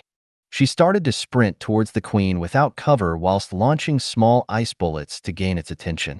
The queen glared at her hatefully as 4 of her blade legs opened up. Flying towards Shiro, the queen slashed her legs at Shiro's body. Twisting her body to avoid the blades, Shiro grabbed one of the queen's armor plates. The force felt like it could tear her arms off as she gritted her teeth. The queen thrashed her legs around as she tried to kick Shiro off her back. Using faded snow movement, Shiro avoided the blades as she pulled herself on the queen's back with some difficulty. Pressing her palms on the gap between the 2 pairs of wings, Shiro narrowed her eyes. Mana extractor, transfer vent, Shiro thought, as she couldn't make anything more with the remainder of her MP. A device was being created in her palms as it ate into the queen's shell, causing her to scream. The nanobots were ruthless as they ate away at anything blocking their path so they could make the device. The device had its own limits as Shiro was borrowing from the queen's mana pool to make up for what she lacks. The mana extractor was used to take the mana that was being fueled into the wings, and the transfer vent was used to give Shiro some of the mana. Sweat was dripping from her head as she was pushing her creation a little. What she had unlocked right now was Nanotech Engineering Tier 1. Both the mana extractor and the transfer vent were something she should have made when she was Tier 3. The cost was low, but the physical burden was huge. Blood started to drip from her hands as the nanobots continued to be produced, trying to form the device. When the device was finished, there was a pool of blood dripping from her fingers as Shiro had to endure the pain. Her HP was also dropping little by little as she tried to create something out of her league. Naturally, the queen wasn't letting Shiro stay on her back. But no matter how she tried to shake Shiro off, she kept an iron grip, stopping herself from falling. Crappy mana extractor prototype. Minus 93% efficiency. I know it's crap, but did you have to title it Crappy Mana Extractor? Activating the Crappy Mana Extractor, Shiro let a minuscule amount of MP enter her as the wings of the queen shimmered. The amount of mana that was being absorbed compared to the amount being transferred to her was very inefficient. However, the main goal of the mana extractor was to drain the mana from the queen. MP 0/300 000. When the MP was completely drained, the queen plummeted towards the ground as Shiro kicked off the back and landed on her feet. She flinched when she felt the pain emanating from her right arm. Nanotech corrosion, right arm, 9 days 23H. Figures. Shiro thought, as this was to be expected. Forcing her body to produce something of a much higher tier had dire consequences. If she tried to make the items 5 tiers higher than her, the backlash would be permanent. However, the silver lining was that the queen had lost her entire shield.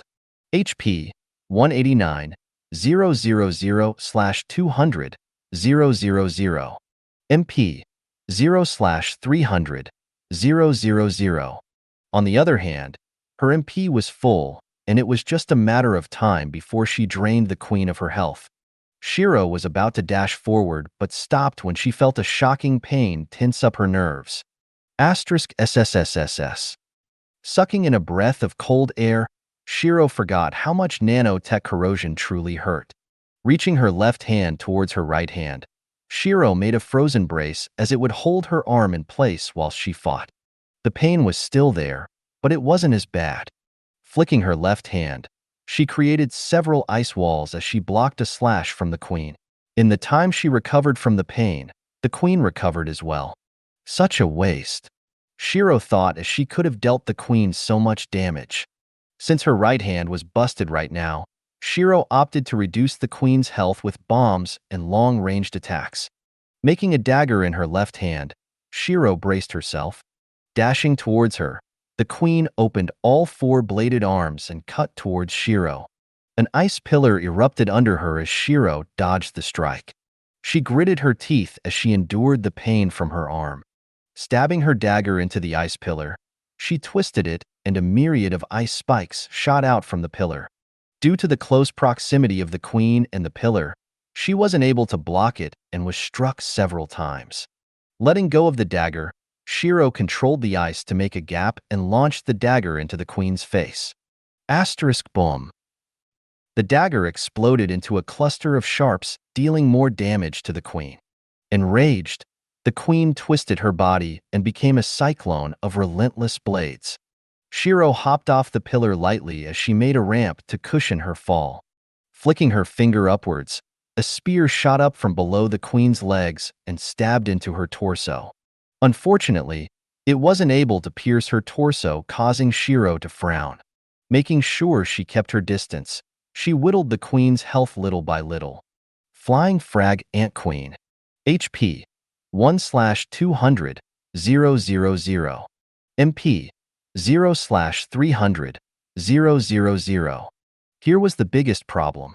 Unless one can deal a fatal blow, a monster will stay at 1 HP. Though the monster will still have a hard time on 1 HP as its armor would be weakened by a large margin, allowing for adventurers to have an easier time to deal a fatal blow.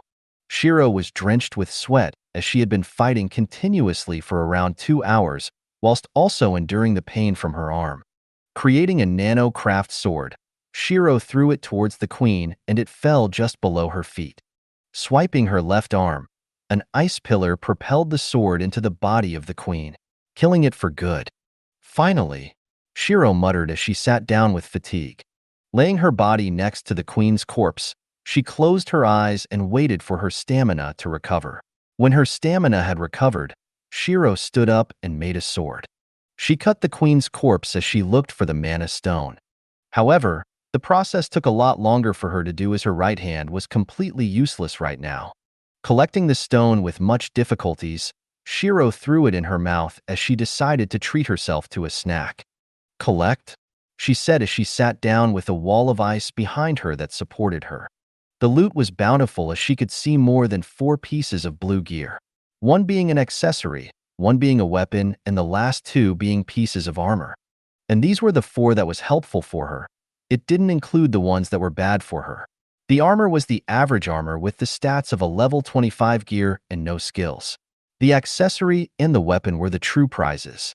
A queen's dagger LVL 25, blue plus 45 piercing, plus 35 sharpness, plus 25 critical rate, plus 35 critical damage. Passive, element shift. Elemental properties change depending on what elemental focused mana you insert into the weapon. The dagger boasted an incredible piercing stat, and the passive was very helpful as well, if she had any other elemental property apart from ice. Holding the dagger in her left hand, Shiro examined the appearance. Much like the Frag Ant Queen, the dagger had a white quartz color. The guard had a rainbow pearlescent sheen as there was an orb in the middle. Right now the orb was grayed out as Shiro inserted her mana into the dagger. Asterisk CRRR. The blade seemed to be covered with a layer of ice, while the orb glowed with a neon blue. At the same time, the blade gained a plus 20 ice damage. Heh, that's pretty interesting, Shiro muttered, and decided to try to insert her nanobots inside. There was a visible reaction as the blade trembled, and the orb shifted from gray to silver before turning back to gray. Shiro stopped seeing this any further, and she may risk damaging the dagger as the nanobots were an artificial type of mana. Now that she realized this, she just understood how absurd it was for an artificial class to join her through the afterlife. Shaking her head of the existential questions, she checked her other drops since she couldn't be bothered to deal with the meaning of life. There isn't one. You drift along the currents of time. The end. Queen's Protection LVL 25. Blue plus. Earring. Plus 40 int. Skill. Mana Barrier. Funnels your MP into a barrier to stop attacks. 100 MP equals 50 barrier HP. The earring is an amazing accessory with the skill Mana Barrier. However, she was primarily a run and gun type of combatant, both figuratively and literally, as it was her combat style with the Snowmancer class. But the skill was handy to have around as it would help protect her from any sneak attacks. Equipping the new equipment, this was her current stats. Name: Shiro, weaken 9 days, 23 hours. Race: Snow Girl, evolution criteria yet to be met. Level: 25. Class: Snow Girl, Snowmancer. HP: 5700/5700, true value 8800. MP: 13, 300/13, 300. STR: 65, plus 45. VIT: 70-80, plus 70. INT: 160, plus 140. AGI: 120, plus 55. DEX: 90-100, plus 40. Def: 20, plus 105. Unassigned points: 0. Balance: $294,500. Equipment: tap to display. Skills: Snow Girl. Tier 2 Ice Magic, Passive Regeneration, Blessed by Ice, Snow Magic, Faded Snow Movement, Cold Aura. Snowmancer. Dagger Creation, Nanotech Engineering Tier 1, Sword Creation. Other. Minimap, Inspection, Disguise, Harden, Equipment, Lesser Fear, Equipment, Sensory, Equipment, Mana Barrier. With the equipment boosting her INT to exactly 300 points, her MP surpassed 13k. Her health was currently only in the 5,000s due to the adverse effects of her making a Tier 3 item with Tier 1 strength. Shaking her head, Shiro realized she was a little too overconfident with this fight. I need to remold my mindset. I'm no longer the SSS class Snowmancer. I'm just a D-class Snow Girl right now, Shiro thought with a shake of her head. Walking over to the obelisk that appeared in the center of the room, Shiro teleported to the teleport shrine. The time was 11:15 p.m., and she had plenty of time before she would go to bed. Pulling up her phone, Shiro decided to search up the technology in the current world. It was kind of hard as she could only use her left hand while the right arm was encased in ice to support it. Huge railguns, cold weapons, firearms, nukes, seems pretty basic, Shiro thought, frowning at the choices she could see. Naturally, she had no access to military information, but it wasn't hard to guess the technology from looking at what's available to the public.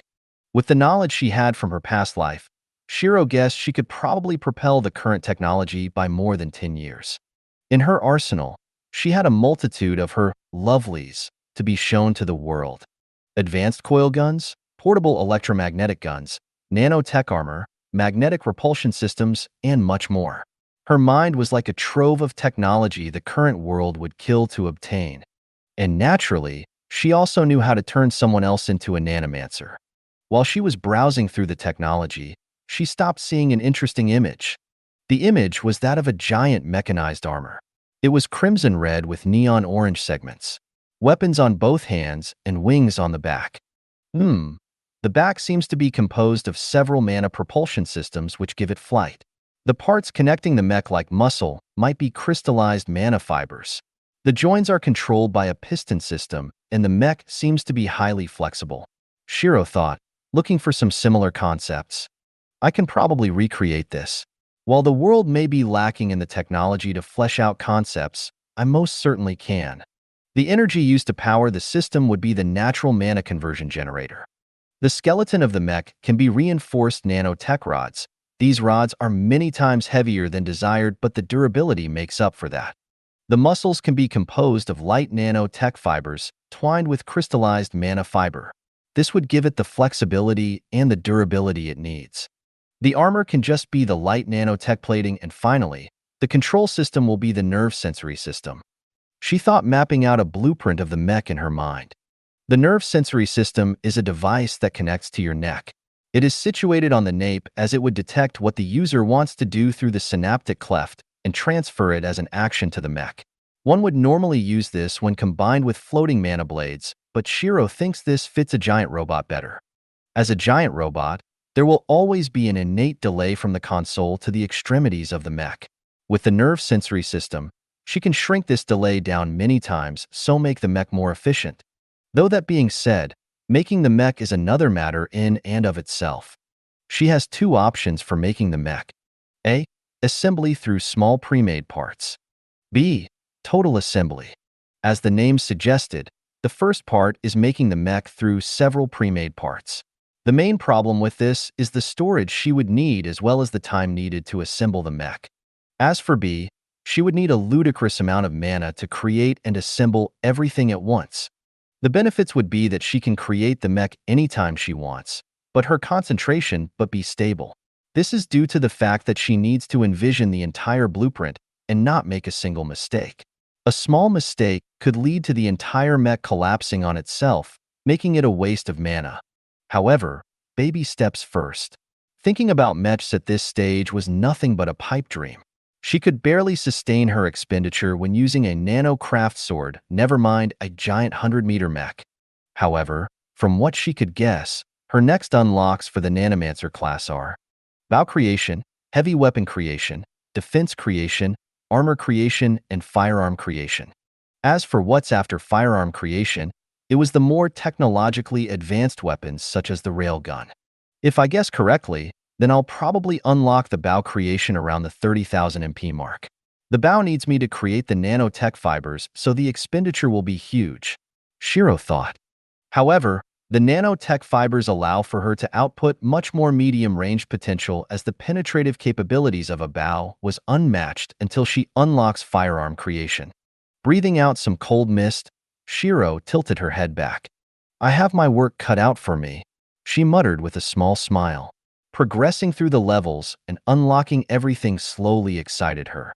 When she was experimented on to become a Snowmancer, her level was over 200 without her being able to experience leveling up a level by level. She just shot to level 200 straight away when the experiment finished. Now that she can experience the growth process she missed out on, the feeling was enjoyable. That moment when you level up, when you find a piece of better equipment, when you have to figure your way out of a fight, when you defeat something you couldn't before, and when you surpass your limits. She adored these feelings of growth. As she was thinking to herself, her quiet and peaceful aura was mystifying. Walking slowly, Shiro made sure not to increase the pain she felt from her right arm. Bam! A man crashed into her from her right side as Shiro took a sharp breath of pain. Gritting her teeth, sweat started to fall. Looking at the person who crashed into her, Shiro frowned. It was a man, as he had void black hair and crimson eyes. He was around half a head taller than her and quite handsome at that as well. His body was covered with cuts as blood flowed continuously. Strange person, Shiro thought as she was about to walk away, but felt a hand grab the back of her neck. Asterisk, asterisk, asterisk, asterisk, asterisk, asterisk, asterisk. Shiro cursed, as this was just making the pain in her arm worse than what it already was. You're my hostage for now. Please bear with it, as I'll return your freedom once the danger has cleared, he said quickly, as his voice was deep and alluring. Or at least what would have been alluring to others, but Shiro just found the voice to be infuriating. Lucius LVL 50, Shadow Walker. Lucius put strength into his legs as he leapt over a building and onto the roof. Gritting her teeth, Shiro pushed strength into her lower body as she flipped upwards with him, still grabbing onto her. Her left palm aimed at his head while a torrent of snow and cold air covered him. Lucius frowned when he felt killing intent, but realized the temperature was dropping dramatically. His movements were being dulled whilst frost started to coagulate on his body. Quickly letting go of the girl, he stumbled back in surprise. Even if he was injured right now, not many people should have the ability to hurt him, never mind a level 25. Shiro landed as she tapped away at the phone. She couldn't write on her notepad, so she had to use the phone. Using the web app, she typed her line into the search bar since she didn't have an app ready. "Don't you know how to handle a lady dipsh asterisk T? Can't you see I'm injured too?" Shiro typed out. I'm sorry?" He apologized in surprise. "You do you whilst I do me. Goodbye." Walking over to the edge, Shiro crouched down and made an ice ramp back to the ground. Lucian watched her leave as he looked at his hands and frowned. Phew. Quickly dodging a dagger hastily, Lucian cursed at the girl for wasting the time he just bought for himself. Quickly putting strength into his legs, he dashed away. It took her a lot longer to reach the dorm as she didn't want to hurt her right arm. Scanning her student ID, she saw Lyrica there with a worried frown. "Shiro," Lyrica called out as she stomped towards her. Seeing the ice brace Shiro created for herself, Lyrica felt her worry and rage increase. "Why are you going out this late? A beautiful girl like you could get kidnapped, ah?" Shiro smiled wearily seeing Lyrica's worry. Pulling out her phone, she tapped away. "Sorry, I just wanted to level up a little. But look, I'm back and I'm a level 25 now." "Yeah, that's great and all, but look at the state of you." Lyrica pointed towards Shiro brace. "What if you didn't return one day? I was really worried, you know." Shiro smiled as she stood on her tiptoes and patted Lyrica's head. "Patting my head doesn't make it any better." Lyrica complained with a pout, but her anger decreased significantly. "I know. Thank you for worrying about me." Shiro smiled. What will I do with you?" Lyrica shook her head as she held Shiro's hand. Shiro flinched a little, feeling pain from her arm. Are you all right?" Lyrica was anxious seeing Shiro react so visibly from a gentle touch. Even when they were fighting, Shiro would barely flinch. Yet here she was, flinching from a tap. "Yeah, I'm fine. Just the boss did a number on my right arm." Lyrica frowned as she turned to the receptionist. "Excuse me, is the school healer still awake?" Lyrica asked. "He should be in his office. Do you want me to call him over so she won't have to walk over?" The lady asked, pointing at Shiro. "It would be a great help if you can." Lyrica smiled. The lady nodded and picked up the phone. "Dr. Hoffman, I have a young lady injured in the dorm reception. Are you able to come here and make a diagnosis?" The lady said. They couldn't hear what the doctor said, but the lady eventually nodded back towards them. "Dr. Hoffman will be coming here in a few minutes," the lady said as Shiro nodded. There were a few chairs in the reception, so Shiro walked over and sat down slowly. "So Shiro, how did your arm even get like this?" Lyrica asked, sitting next to her. "Got hit a little too hard." Shiro shrugged with her left shoulder only. "Can getting hit a little too hard reduce you to a flinching and sweating mess?" Lyrica asked with a raised eyebrow. "Why do I feel like you're getting more sarcastic?" "Just your imagination." Lyrica looked away. She felt really relaxed around Shiro as she could joke around with her and play around, something which she wouldn't be able to muster up the courage to do with other people. That being said, Shiro, how did you level up to 25 so quickly? Lyrica asked. "I soloed the Frag Ant's Burrow." At this point, you can tell me you soloed the level 35 Necron Hollows and I'll believe it. I'm not that insane. There are still limits. Shiro chuckled slightly before flinching from the pain. "And so it seems," Lyrica said, looking at her arm. They continued to chat for a little while before they saw a man walking towards them. Hans LVL 43, combat medic. He had long brown hair tied into a low ponytail, brown eyes, a slight stubble, and a small cut scar on his chin. He looked to be 6'4", and his build was rather robust. His outfit consisted of a pair of black rimmed glasses, a white lab coat, black t-shirt, and black work pants. Adjusting his glasses, he looked at Shiro. From what I'm seeing, you're the one who needs the diagnosis. Shiro nodded as she pointed to her right arm. Lyrica sat anxiously as she wondered what extent of the damage was needed for Shiro to flinch with a light touch. Crouching down, Hans observed the arm. There were no visible damages except the palms and fingers being a little bloody. "Can you undo this ice?" he asked. Shiro nodded as the ice started to thaw. Hans frowned as he could see Shiro holding back the pain. Pulling out a tablet, he aimed it at Shiro's arm before pulling back. The tablet was like a transportable X-ray machine as it used mana to take an internal diagnosis of the patient. "What the F***CK?" He cried out in surprise at the extent of the injury. "How the hell did you even get this injured just on your right arm?" he asked, looking at Shiro. Shrugging as a response, she didn't let him know about the nanobots. "What's wrong with her?" Lyrica asked. "It seems like your friend decided to drop *King House on her arm. Every bone in her right arm is fractured if not broken. The muscles are ripped to shreds, and hell, her tendons are on the verge of snapping," Hans said as this was one of the most insane injuries he had ever seen. "This type of injury isn't something the potions can heal. If you use the potions, there is a chance that the injury will become permanent. However, her body seems to be actively trying to heal her.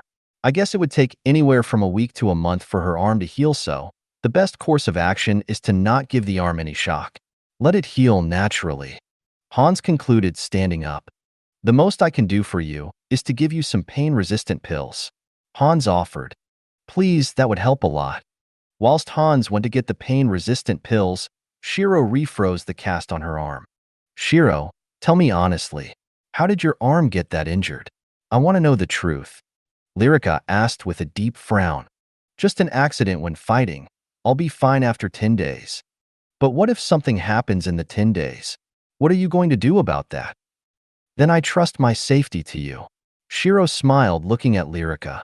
"Shiro," Lyrica muttered, feeling a little overwhelmed yet happy that Shiro could rely on her. "Ahem. Here are your pain resistance pills," Hans said, interrupting their conversation. "Thanks." Shiro nodded and took the pills with her left hand. Hans walked away as his work was done. Looking back at Lyrica, Shiro saw that her face was a little red. "Did you fall in love with Dr. Hoffman or something?" Shiro teased with a grin. "Blurg, as if." Lyrica shook her head and walked back to her room. Shiro chuckled before flinching again. Walking back to her room, she examined the pills. High-quality pain-resistant pills. Pills of high quality that will dull your pain senses. "Heh, I didn't think he would have pain-resistant pills," Shiro muttered in surprise before popping the pill into her mouth. She felt the pain dull as she sighed in relief. Sitting up on the bed, she fell asleep. ###.